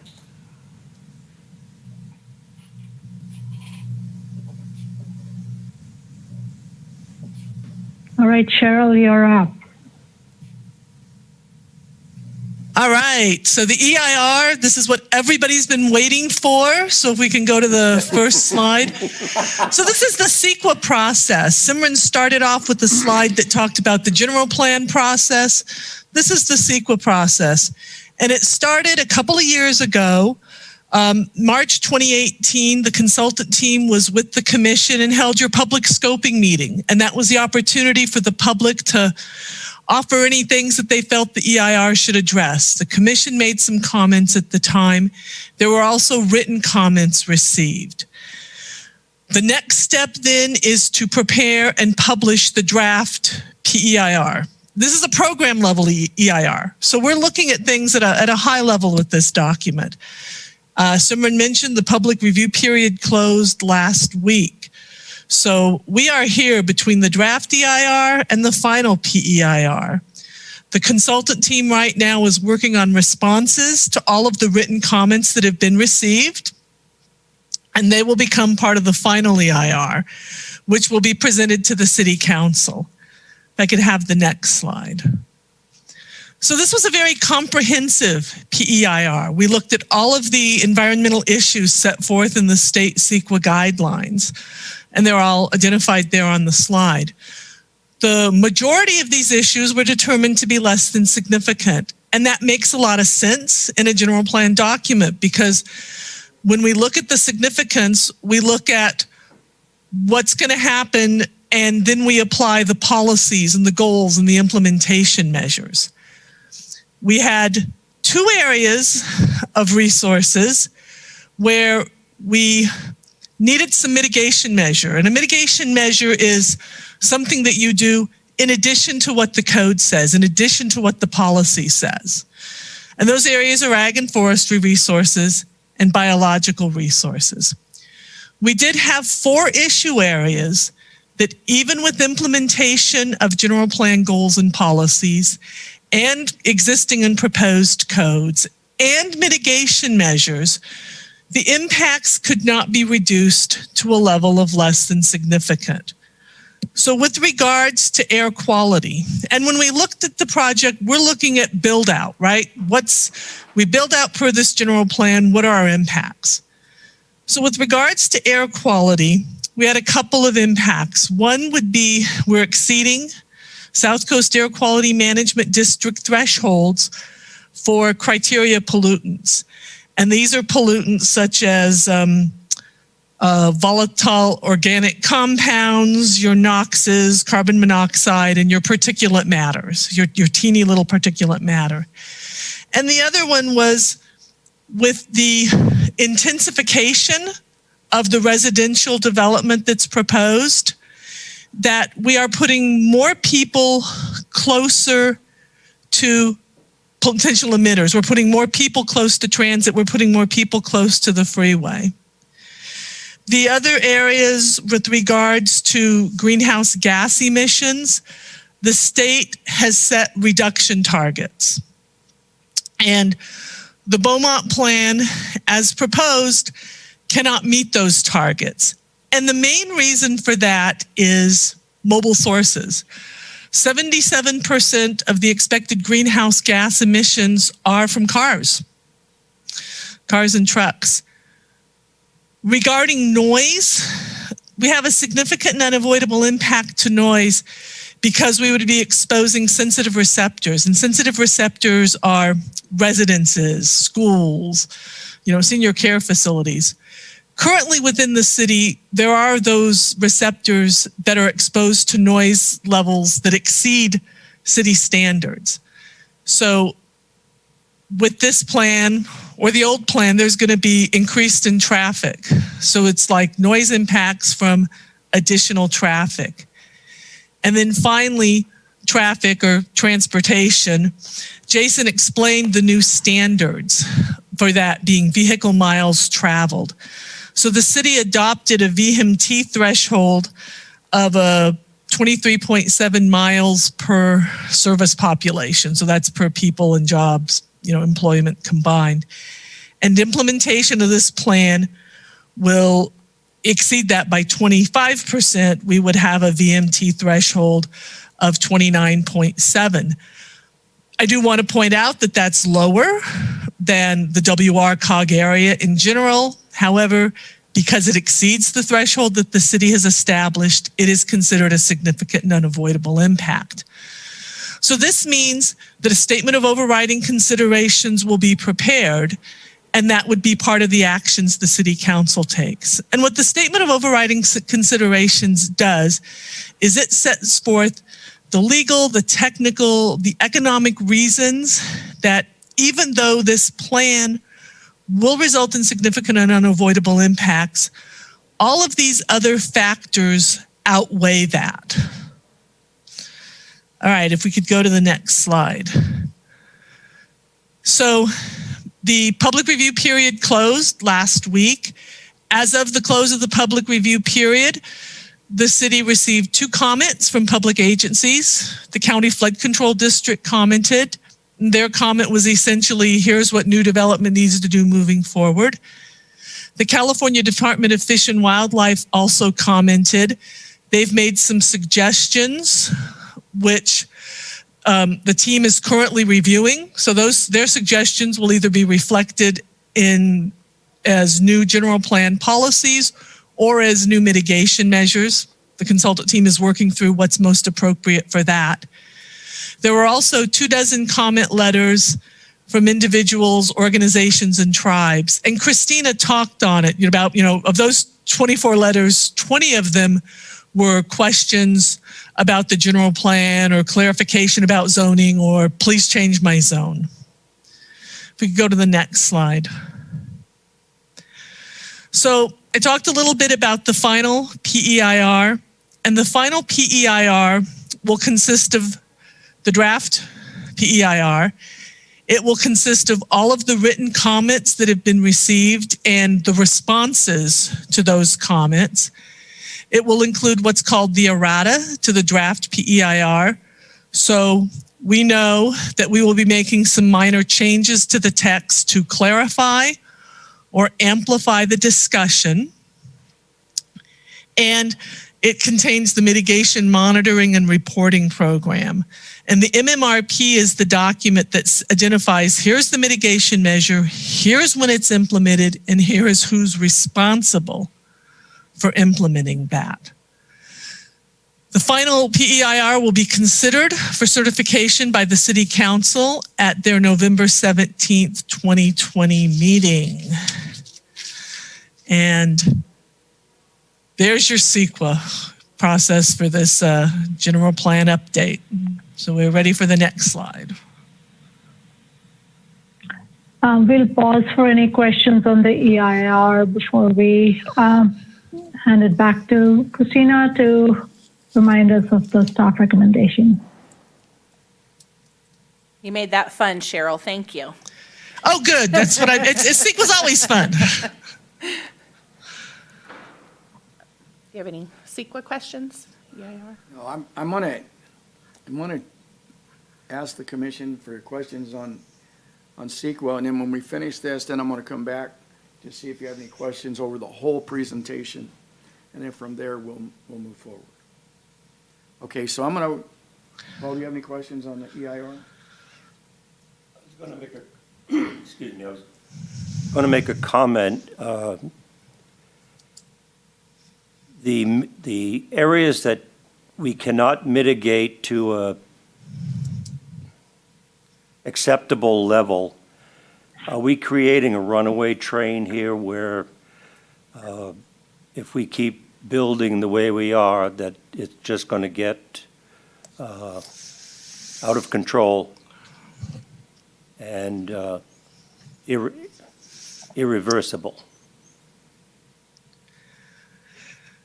So the EIR looked at the general plan, again, like I said, on a high level, a program level. As subsequent development projects come in, as an individual development project comes in, that specific development will be reviewed, would be subject to the CEQA process. So there would need to be an air quality analysis done specific to that project. And that would be the opportunity to see if something in that given project can be done so that impacts are reduced. The other thing to keep in mind regarding the significance thresholds, again, air quality specifically, they are really designed more with an individual project in mind, not build out of an entire city. So there will be opportunities as subsequent development projects come through, or to use the earlier example, if we have that audacious bridge project that was mentioned earlier, that would be subject to a CEQA process, which would include an evaluation of specific impacts associated with that bridge. Does that clarify things? Yeah, I'll add to that, Cheryl. So Beaumont, as much of the Inland Empire, is part of the South Coast Air Quality Basin. And generally speaking, the air quality basin is already in non-attainment, which means without any additional projects being built any additional vehicles on the road or anything like that, we already don't meet our own thresholds. So when we look at projects, again, we have this information. We know that we are already non-attainment. If not a thing changed today, we still would need a statement of overriding considerations. But like Cheryl said, this is a high-level document, so as we look at projects individually, you have projects coming forth with other EIRs or other types of environmental documents. We have the opportunity then to look at what type of impacts they have and then see what additional mitigation we can apply to the project to meet that threshold or get below individually. From a traffic standpoint, we're used to seeing level of service. We're used to LOS, A, B, C, et cetera, right, for how streets move. With vehicle miles traveled, the CEQA portion of that is separate. What we've done as the city is we have retained a level of service as part of the general plan so that in addition to the CEQA analysis of vehicle miles traveled, we're still able to address the traffic flows on the streets. So whether or not we meet, exceed, or are under the VMT threshold, we still have the opportunity to say, okay, great, from a CEQA standpoint, you know, this is an issue, but what we want to see on our streets is we want to see a level of service during peak AM or peak PM traffic that still flows at a certain level, and then we can use that also to implement mitigation to make sure we achieve those general plan goals. So I know traffic tends to be a big one that we're concerned about as well in some of our commercial areas. So I think that's worth mentioning. I hope that helps. Thank you. Commissioner Stevens? Mr. Chair, did you say this was for comments and or questions or what? Well, we're done with the presentation, Right. so if you have any additional comments or questions, now's the time to put them out before I go to. Before the public hearing. My only general comment was, you know, we've gotten to this point, and I had the privilege to be part of a focus group a couple years ago when we could meet, and also a survey. I did receive 2, but only filled out 1. I didn't vote twice.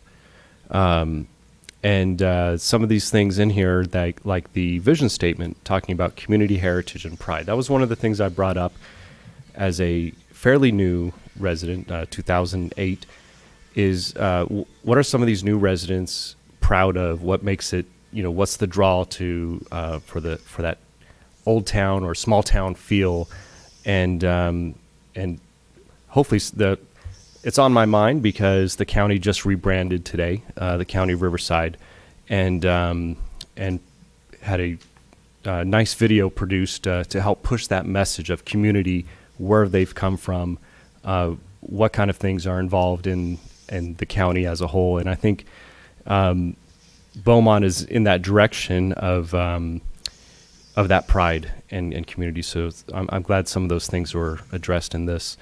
I think that's about it on that. Thank you. Commissioner Collindras?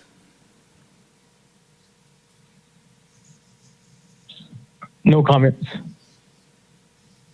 Nathan, I almost hate to go to you, but Commissioner Aw. Smith? Well, it's because I always have something to say. So, you know, I understand that, you know, for, you know, traffic, that kind of stuff, there's generally local issues. But when we get to air quality, that's really kind of a regional thing. And, you know, with BMT and how that handles. And I'm just kind of wondering, and you may not even have an answer for this yet because it's still relatively new. But with, you know, with Newsom's recent declaration that we should be electric vehicles by 2035, how does that look to play into kind of the air quality analysis as you move forward? Is the drop in the base level, you know, as these would get evaluated later on, taken into account with that? Or if the base level has dropped enough and we're underneath the threshold, you know, is that study really going to be necessary in 10 years? I don't know. Like I said, there may not be an answer for this yet, but. Christina, this is yours. Yeah. It's not. I'm throwing it to the experts over here, the CEQA people that do this every day. So I'll punt to Cheryl or Jason or Simran or someone else. Right. Yeah, I mean, and I'll let Cheryl answer, but I would only add that, Governor Newsom's directive, it's not been codified yet. That's his goal that's been established. So until that's implemented by legislation and by the directive from CARB, et cetera, CEQA can't take those into account quite yet. So, but assuming that all happens, we'll definitely see improvement in the air quality, especially as it relates to emissions from transportation. Correct. So the model, if I get too nerdy, guys, just let me know. So air quality impacts are modeled. And it's called CaliMod. It's the model that AQMD has provided. Many other air quality districts use it. And there's a number of inputs that go into it. And one of the things CaliMod does is it does take into account that as we go over, like we evaluated out to the year 2040, that cars are going to get cleaner. CaliMod does not have the governor's recent thing that we're all going to be electric by 2035. So that was not a factor in this modeling. Something to to respond to the earlier question, are we heading down some dark path? The EIR did look at an alternative, the no project alternative, which meant build out per the city's existing general plan, right? We don't adopt a new general plan, we just build the city out per their existing plan. We would still have significant and unavoidable air quality impacts, and on a comparative basis, they would be greater than what this plan would result in, because you would have things further out, you wouldn't have the walkable communities, so you wouldn't have a lot of those things. So I did want to put that out there. Well, thank you, Cheryl. And I as an engineer, I appreciate the nerdiness. So, hey, nerds! Okay, the collection of nerds, behave yourself. Okay, I don't have any questions, so now I'm going to open this to. Okay, can I just make one announcement real quick okay, so for members of the audience that are going to speak during public comment, for safety protocols, in between each speaker, if you give me just a moment, I'm going to change the microphone cover and wipe down the dais so that it's fresh and clean for each person. So we'll go with one person and I'll wipe it down, and then Nicole will call the next person. Thanks. Okay, Chairman. At 8:01, I'm going to open the public hearing. And I'll go ahead and call the members that are here in the room first. Bob Miller. Good evening. My name is Bob Miller. I've been a member of the Beaumont community for 43 years. I have an RV dealership there on 6th Street. I've been there since '77. And I'm here because I have concern over changes. One thing I would like to say, though, is that all the years I've been to a few of these meetings, we never really addressed the problem on 6th Street. You see, you're now going from Beaumont Avenue down to Pennsylvania, because they're going to make some entries into Pennsylvania. So from Pennsylvania on, I don't know, I feel that we're a stepchild down to Highland Springs Road. And a lot of the trailer dealers along there contribute a lot of tax money to the city of Beaumont. At one time, we probably contributed the most to build the big box boys moved in. And I understand that, and that's growth. I don't resent them moving in, but I felt that we could share the wealth a little bit by improving 6th Street. On the other hand, a while back, they had a deal where they're going to get a grant to put in sewers. I don't know if you realize it, but there's no sewers between American all the way down to Highland Springs, except for a few of the, like when they put in the Applebee's, I believe they made an exception and stuff like that. But these are some of the things that, I mean, we want to grow, but but that area is the area that most people come in through Beaumont. A lot of my customers who have come into the city for many years use the restaurants, small businesses, and they like Beaumont. Some of them even moved here. When I first came here, I think we had 10,000 people, now we got about 40. Yeah. I mean, homes, you know. Yeah. And stuff, and there's nothing wrong with that. But I just feel that when we set up these plans, appreciate contributing to all of us in the city of Beaumont. I was gonna say more, but I think that's enough. Thank you. Did you tow your little outhouse with you today? No, I didn't. I had to give the outhouse up. 2 reasons. Number one, I can't get in it. It's just, it's a little tough. It was a lot of fun, and I really, really hated to give it up. But I planted it in my backyard and used it as a tool shed. So it represents something. But I've enjoyed it all the years, and enjoyed the city and the parades and everything else. Some way you could look at the overall picture a little more. And I know a lot of times, there's a lot of trailer parks in that area. Maybe they don't feel that's an area you want to grow, but there's a lot of good people in them trailer parks, and they're just like every place else. Things you don't like, sewers down there, curb and gutter, or anything. Because it is the main road still in the Beaumont.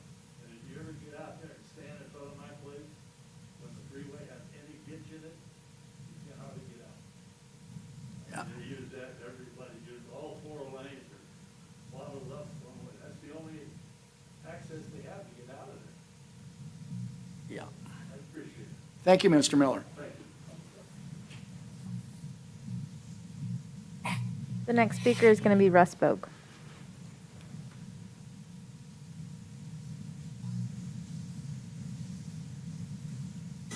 Thank you,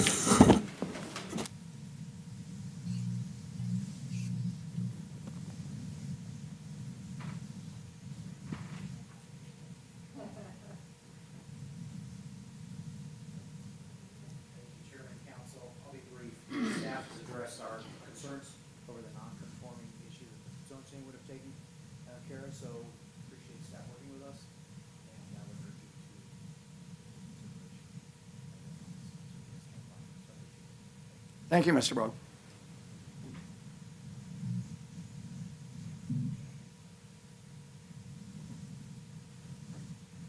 Probably going to have to hire somebody to just do that.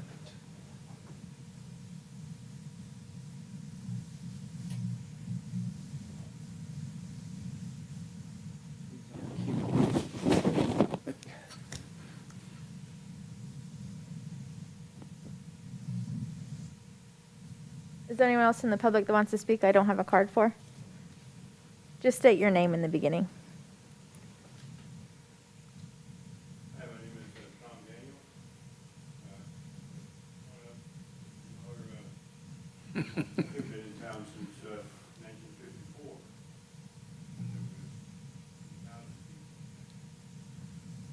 I own property on both sides of Beaumont Avenue, between 7th and 9th.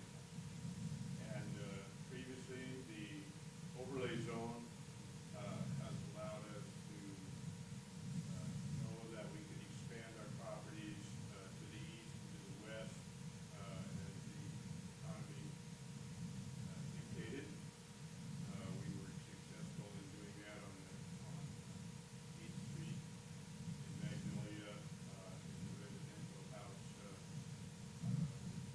into parking lot that supports our commercial building, and supports the other commercial uses along Beaumont Avenue to the north. The overlay zone allowed us to do that on both sides, and we have acquired lots on 8th Street, north our lots on Beaumont Avenue and 8th Street on the west side, so that we can eventually do the development that we've brought to the city several times.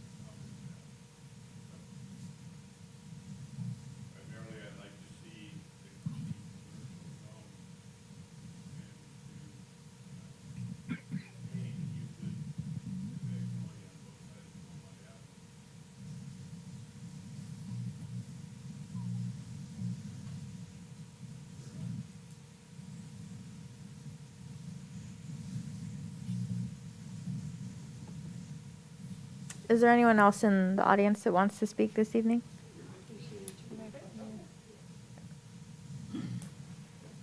I'll check online, or I'm sorry, on the phone. Olivia, do we have anyone on hold? Yes, I have 2 callers on the line for public comment. Okay, you want to go ahead and send through the first one? Yes, just give me 1 moment.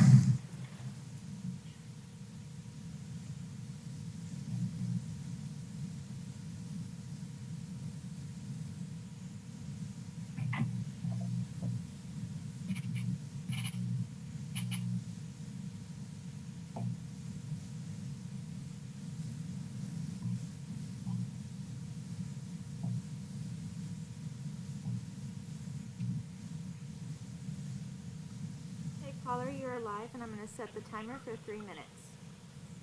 Thank you. Go right ahead. All right. Good evening, Commissioners. My name is Julian Quattlebaum. I'm a land use attorney with Channel Law Group, and I'm here on the phone representing McDonald's Corporation. As you've heard tonight, and as you know, apparently, my client has a location at 501 Beaumont Avenue, which is proposed to be rezoned.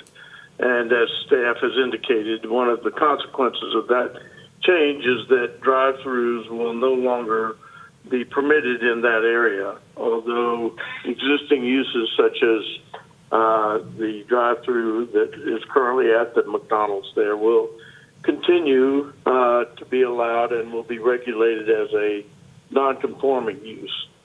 The drive-through components of a restaurant such as McDonald's are extremely important. In fact, over 70% of McDonald's customers use the drive-through, which has obviously become even more popular in 2020 as a safe and reliable means to obtain food during the COVID-19 pandemic.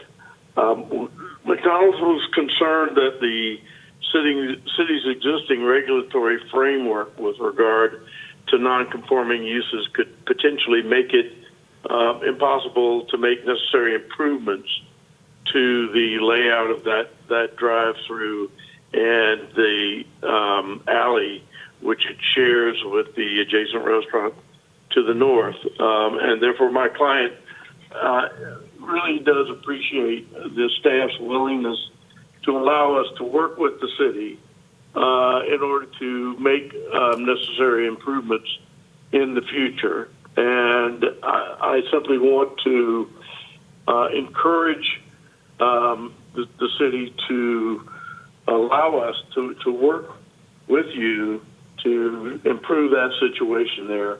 I believe that staff has a suggestion as to how that may be done so that they can have flexibility to enable us to make modifications to that drive-through. And I want to thank you in advance for your thoughtful consideration and support of the local business community. Thank you for your comments. You're welcome. Thank you.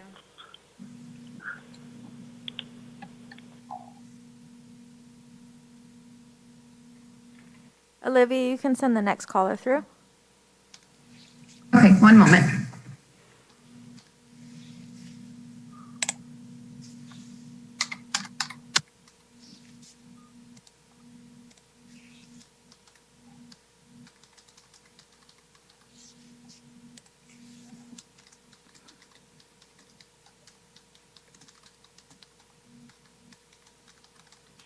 Caller, I have you on the line, and I'm going to set the timer for 3 minutes. You can go ahead. Thank you. Thank you. Hi, this is Greg Lansing Companies. I appreciate the time this evening. This is in reference to the partial on the south end of the city, the one that was referred to as kind of an L shape. We're the developer, kind of applicant or party making the request. And we just want, I know Commissioner Smith had some kind of hesitation or questions. Just want to point out that we've evaluated the site quite at length, and the lower portion of that site has an earthquake fault on the east side and major power lines, metal pole power lines on the west side. And so we feel it's very logical to have that move forward as industrial. As residential would be a very, very difficult piece, and you'd have to drive through industrial streets to get to it, so it would make it very unpleasant for residential development. So that's all. We just want to clarify that, make that comment. We've laid it out in a manner with some 2 or 3 different buildings there, using the earthquake fault area and the power line area for parking and truck parking. So I can appreciate the work that the city has put in on this, and we would ask that you designate that as industrial, as the staff had recommended. Thank you for your time. Thank you, sir. Okay, we're through with all the public comment, all the phone calls. So. Olivia, do we have any other callers on the line? No, there are no more callers. Thanks, Olivia. I'm going to close the public hearing. Okay, at 8:17 p.m., I'm closing the public hearing. Okay.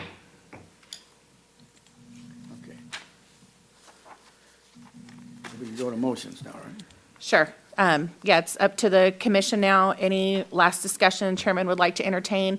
Any questions for staff or the consulting team at this point? Happy to entertain those. If not, you have the recommendations in the staff report.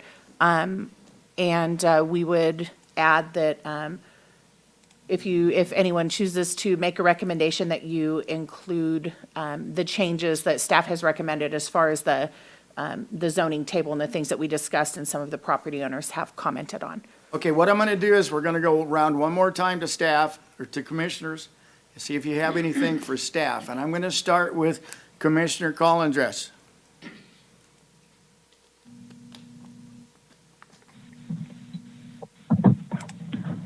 The only comment I have, I guess, would be, I know that we're doing a lot of changes to the downtown area, the core, and I know that we have, just for the comments for Bob Miller, that we are doing some specific changes to the other part of 6th Street going all the way down towards Highland Springs.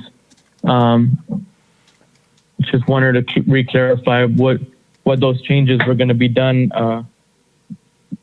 to that part of 6th Street. From as far as the zoning goes, or as far as the infrastructure and improvements that Mr. Miller was referencing? The structure and improvements that we're planning on doing on that side. So as most of you are aware, on East 6th Street especially, a lot of the businesses existing there are older. They were built or put in maybe at a time when the standards for development were not quite what they are today. As it stands right now, any development that comes in that would want to build anywhere in this city, they would be required to connect to the sewer system. They'd be required to put in the sidewalk, curb, and gutter. They'd be required to pave and construct to city standards, as well as put in any street improvements that were required, depending on the extent of the use that they were doing. In Mr. Miller's end of town there, he is correct that there is not a lot of, or there is that area where he is where there is no sewer connection. I do know that at one point in time, a couple years ago, we were discussing as the city bringing sewer out into that area. I'm not sure what that is on the priority level, as far as, in the scheme of how many capital improvement projects and city projects we have going right now. But I do know that it's not an idea that's been shut down. It's just not an idea that we have fully acted on yet. So staff continues to work to, bring improvements all over the city. It's just a matter of how the improvements are prioritized. With the downtown plan, as you saw in the presentation, there are improvements that are intended to take place for the length of 6th Street. So if at any point in time those improvements are to take place, they will be implemented, in whatever phase of the downtown we start with and work our way out. But staff has noted Mr. Miller's concern for equitable treatment of the entirety of 6th Street. Okay, no questions. Thank you. Nathan, I'm going to give you a bite at the apple up early now. So it's your turn. Yeah, I'm still wrestling on that that Beely property. I understand, and looking at some aerial on that, the owner's statement on there about the power lines with an earthquake fault, there's limitation. I just worry that, we're in essence taking the traditional neighborhood idea and making it moot. And I don't know if we can pull up that the land use plan again, because we're going to end up with an island, or we're going to end up with areas that are that traditional neighborhood that are like the sewer plant and everything else that's not really going to zone to that. And if we're looking at it, does it make sense to have that land use zone? Do you want this, or do you want these? Do you prefer the zoning map that Carol shared, or is this sufficient? That's sufficient. Okay. I don't know if you're able to zoom in on where that property is on Beely Avenue or not. But the area next to the avenue part that's just to the west of that, that's the sewer plant area. You've got that kind of larger. Yeah, there we go. There's that residential parcel that's outside the city limits that kind of pops up. And okay, that's fine. If that Beely parcel goes away, it's really just leaving the mountainside as a traditional neighborhood area that, I'm not sure mountainside is real conducive for that. And then, that small area kind of between Beely and California. And I don't know. I mean, I'm just kind of questioning that, does it make sense to keep that even as traditional neighborhood if, the existing homes that are there are already 5-acre homes. Sure. Other areas can't be redeveloped, and we got hillside where we can't build it. I think we're probably a little late to try to make a change like that. But that's, I don't know. I think you see my concern. We're creating this zone for a real small area. Right. From I definitely see your concern, and it's somewhat of a catch-22 or a 6 one way, half a dozen the other, because we have existing residential in there that we do not want to create non-conforming uses out of by turning them into manufacturing, right? Right. And at the same time, we have some manufacturing that surrounds it, right? And I think the city has taken a pretty firm direction in that general area, with the exception of that parcel of land, right? And the existing residential that's there. So, again, it's up for discussion. I think from staff standpoint, I can tell you, although we have not seen the site plan that the property owner referenced, we, like I said, all the viable discussions that we have been surrounding non-residential designations.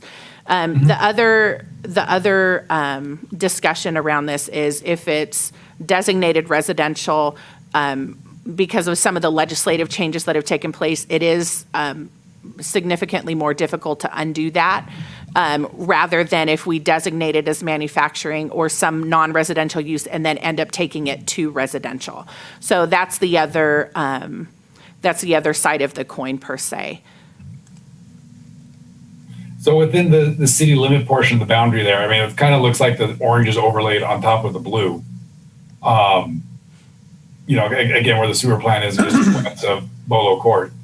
What's the intent there? Is that intended as the traditional neighborhood, or is that intended as manufacturing on this exhibit? Are you talking about what? Within the city limit, yeah, just north of where your cursor was. The gray area? No. A little further west, just west of there. Oh, that's gray. Yeah. Oh my gosh, that is gray. Okay, it looked like it was kind of an overlay of orange on blue to me. Okay, it's gray. That makes a lot more sense. Got it. Okay. Okay. Now, okay, if you can't figure out colors, you're done. All right. That clarifies. Okay. Okay. I don't want to shut you down, but we could sit here and be all night debating this one little parcel. So Yeah, no, that's fine. And honestly, knowing that, that kind of clears up some of my concern with that as well. So, no, that's great. I'm glad you pointed out. That was great. I feel very silly for not seeing that. Well, I wouldn't bring it up again to you, but you know. Okay. It's okay. You've only seen about 75 slides tonight, Nate. It's fine. You're right. So I'm going to again come back to Commissioner. All right. Oh, you're no, with done? that, okay, thank you. I've got no further questions. Thank you. You're done. Good night, Chad. Yeah, there is a street improvement plan for 6th Street as part of this. And so going off Commissioner Calendra's and Mr. Miller's RV, as far as curb, gutter, sidewalk, that's all part of the improvement Yes. plan. So in the general plan, we have street designations, and that basically lays out what the streets in certain areas are supposed to look like. Yeah. And then from a functional standpoint, if we're going to make any changes to the streets, that typically would occur through a project being identified and slated through the capital improvement project process. And that gets updated periodically and goes before council. Okay, because anything to improve the curb appeal, Sure. especially in that area, is just dirt and gravel. The sales tax coming from dealerships we know is significant. I just want to say I appreciate all the business owners coming out to comment, and the only one I had concern about is the Mr. Daniel and the changes made. Would that still be under a conditional use permit, or are the changes made not good for? So the properties that front Magnolia and front Euclid, which are the ones that Mr. Daniel was referencing, those are slated to be designated single-family residential. Simran, I don't know if you can. Could we go to that slide? Go to the downtowns. Yeah, those. There we go. So if you notice these pictures, so the ones at the more top of the page, the ones that front Euclid Avenue, the top left square over there, yeah. If you look up and down Euclid Avenue on that street, with the exception of down to the corner at 7th Street, all of those properties are residential. And so same thing on Magnolia Avenue on the far right side where you see the long rectangle, all of those properties are residential. So staff feels from a consistency standpoint, single-family residential is the appropriate designation. Now, the property that fronts Beaumont Avenue, which is that square there, Mr. Daniel would still be able to do a commercial development on that piece of land without any issue, including restaurant or outdoor dining or whatever he chose to do. If at any point in time that large rectangle that fronts Magnolia were to be acquired in full by Mr. Daniel or by anyone for that matter, and a project would be proposed to the city, it's something at that point in time that the staff and commission could consider whether or not it would be appropriate to change the designation to bring in the proposed use. But at this point in time, we would suggest that since there are residential structures on those properties, that we apply the residential single-family designation. Okay, thanks for that clarification. One of those on the Magnolia area, that's a parking lot. Yeah. You've got it highlighted as residential. Yeah, the zoning designation right now is Beaumont Avenue overlay for his parking lot. The proposed designation there would be residential single-family. So his parking lot is existing as an approved use. It could continue as an approved parking lot and can still serve his business. It just would not be able to be changed to add a commercial structure or do something like that. But yeah, as far as the parking lot use goes, it can continue to operate as a parking lot. No, other than that, I'm good with it. Okay, at this time, and Nathan, I'm going to pick on you because I'm going to be looking for a motion here. You don't have to make it, but I want to get a motion tonight so that we can recommend the city council to adopt the general plan update, adopt the revised zoning ordinance and maps, recommend the city certification, et cetera, et cetera. If you so choose, I would like to give you the opportunity to make that motion. Thank you. This has been a process that I've been excited about for a very long time, have been involved with for, since kind of the onset when the scoping meeting started out on this. To the credit of the consultants teams, they really did seem to capture the spirit of a lot of the comments and a lot of the discussion that was had with the initial general plan committees and the stakeholders that we had on there. I think that the plan really does a lot to capture what the discussions were at that point. I had lots of comments with the team and with city staff when we were going over that. And I'm pleased to hear that, there are some further implementing actions to look to refine some of the areas, especially related to mobility and non-motorized transportation, and that is going to be part of the city's plan moving forward, is to look at more of the adoption and implementation on a more specific level than what this document has. That being said, I am very pleased to make a motion to recommend to the City Council to adopt the general plan update, the revised zoning ordinance, the zoning map, and to recommend the City Council certify the final preliminary EIR in compliance with CEQA, and the remainder as presented in the staff report. Could we add that to put in there the recommendations for staff for change? I'm sorry, what? Would you like to include staff's recommended changes to the zoning as we discussed this evening? Yes. Okay. Yeah, well, I agree with that as presented. Yes. Okay, we'll make sure to note that. Thank you. Okay, I have a motion from Nathan, and you got to hurry up because Paul and I, neither one have had dinner yet, so. Okay, I have a motion to adopt, recommend the City Council certification of final PIR in compliance, the draft PIR, there's no blah, blah, blah. And recommend the City Council adopt a general plan update, Beaumont 2040 plan, and adopt a revised zoning ordinance and zoning map with staff recommendations. So now what I need is a second. I'm going to come to Commissioner Caldres. I second. Okay, I have a first and a second. I'll do roll call. Commissioner St. Martin, Yes. Commissioner Smith, Yes. Commissioner Colindres, Yes.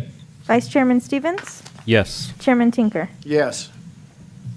Now that we're done with this, I'm going to ask if the planning director has any other gems of wisdom for us here Well, tonight. I will be super quick since I know you guys are hungry.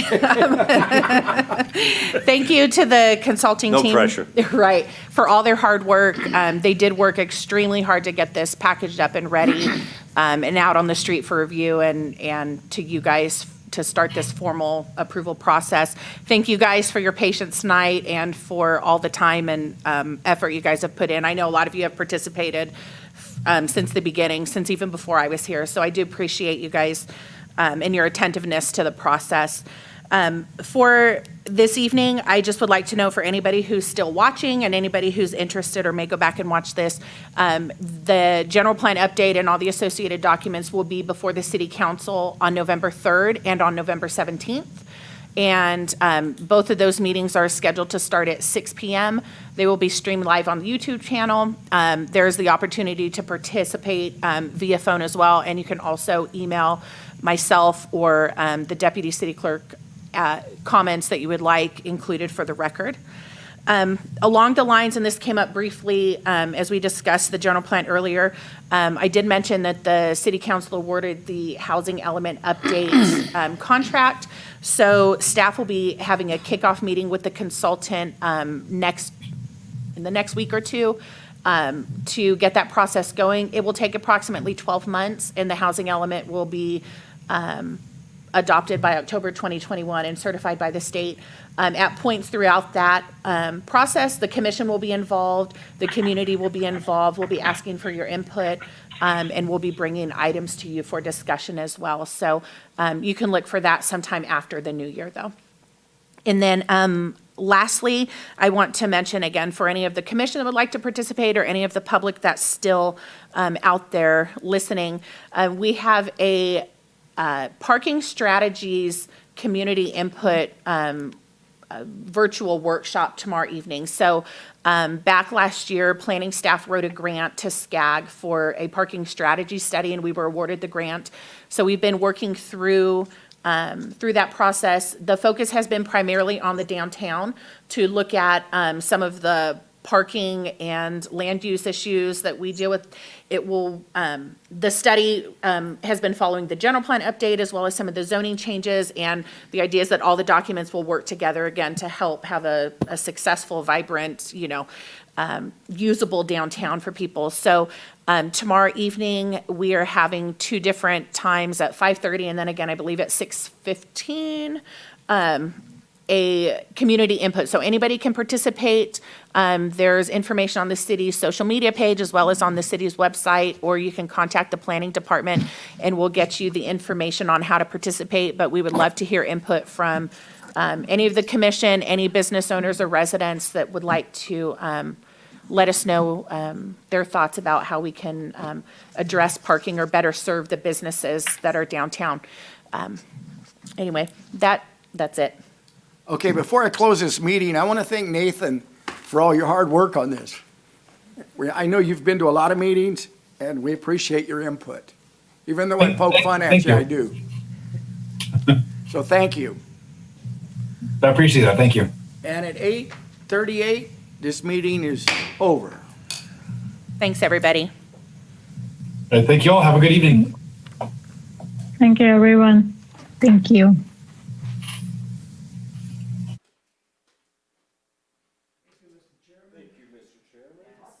Thank you guys so much. It was a lot of heavy lifting tonight. Right. Nice job, though. It was a nice plan. I'm pretty pleased. I'm actually excited to get to use it. Yeah. You and I will probably, see any of it. You know what you mentioned, the housing plan, I was like, didn't we approve one of those a few years ago? We did. I think 20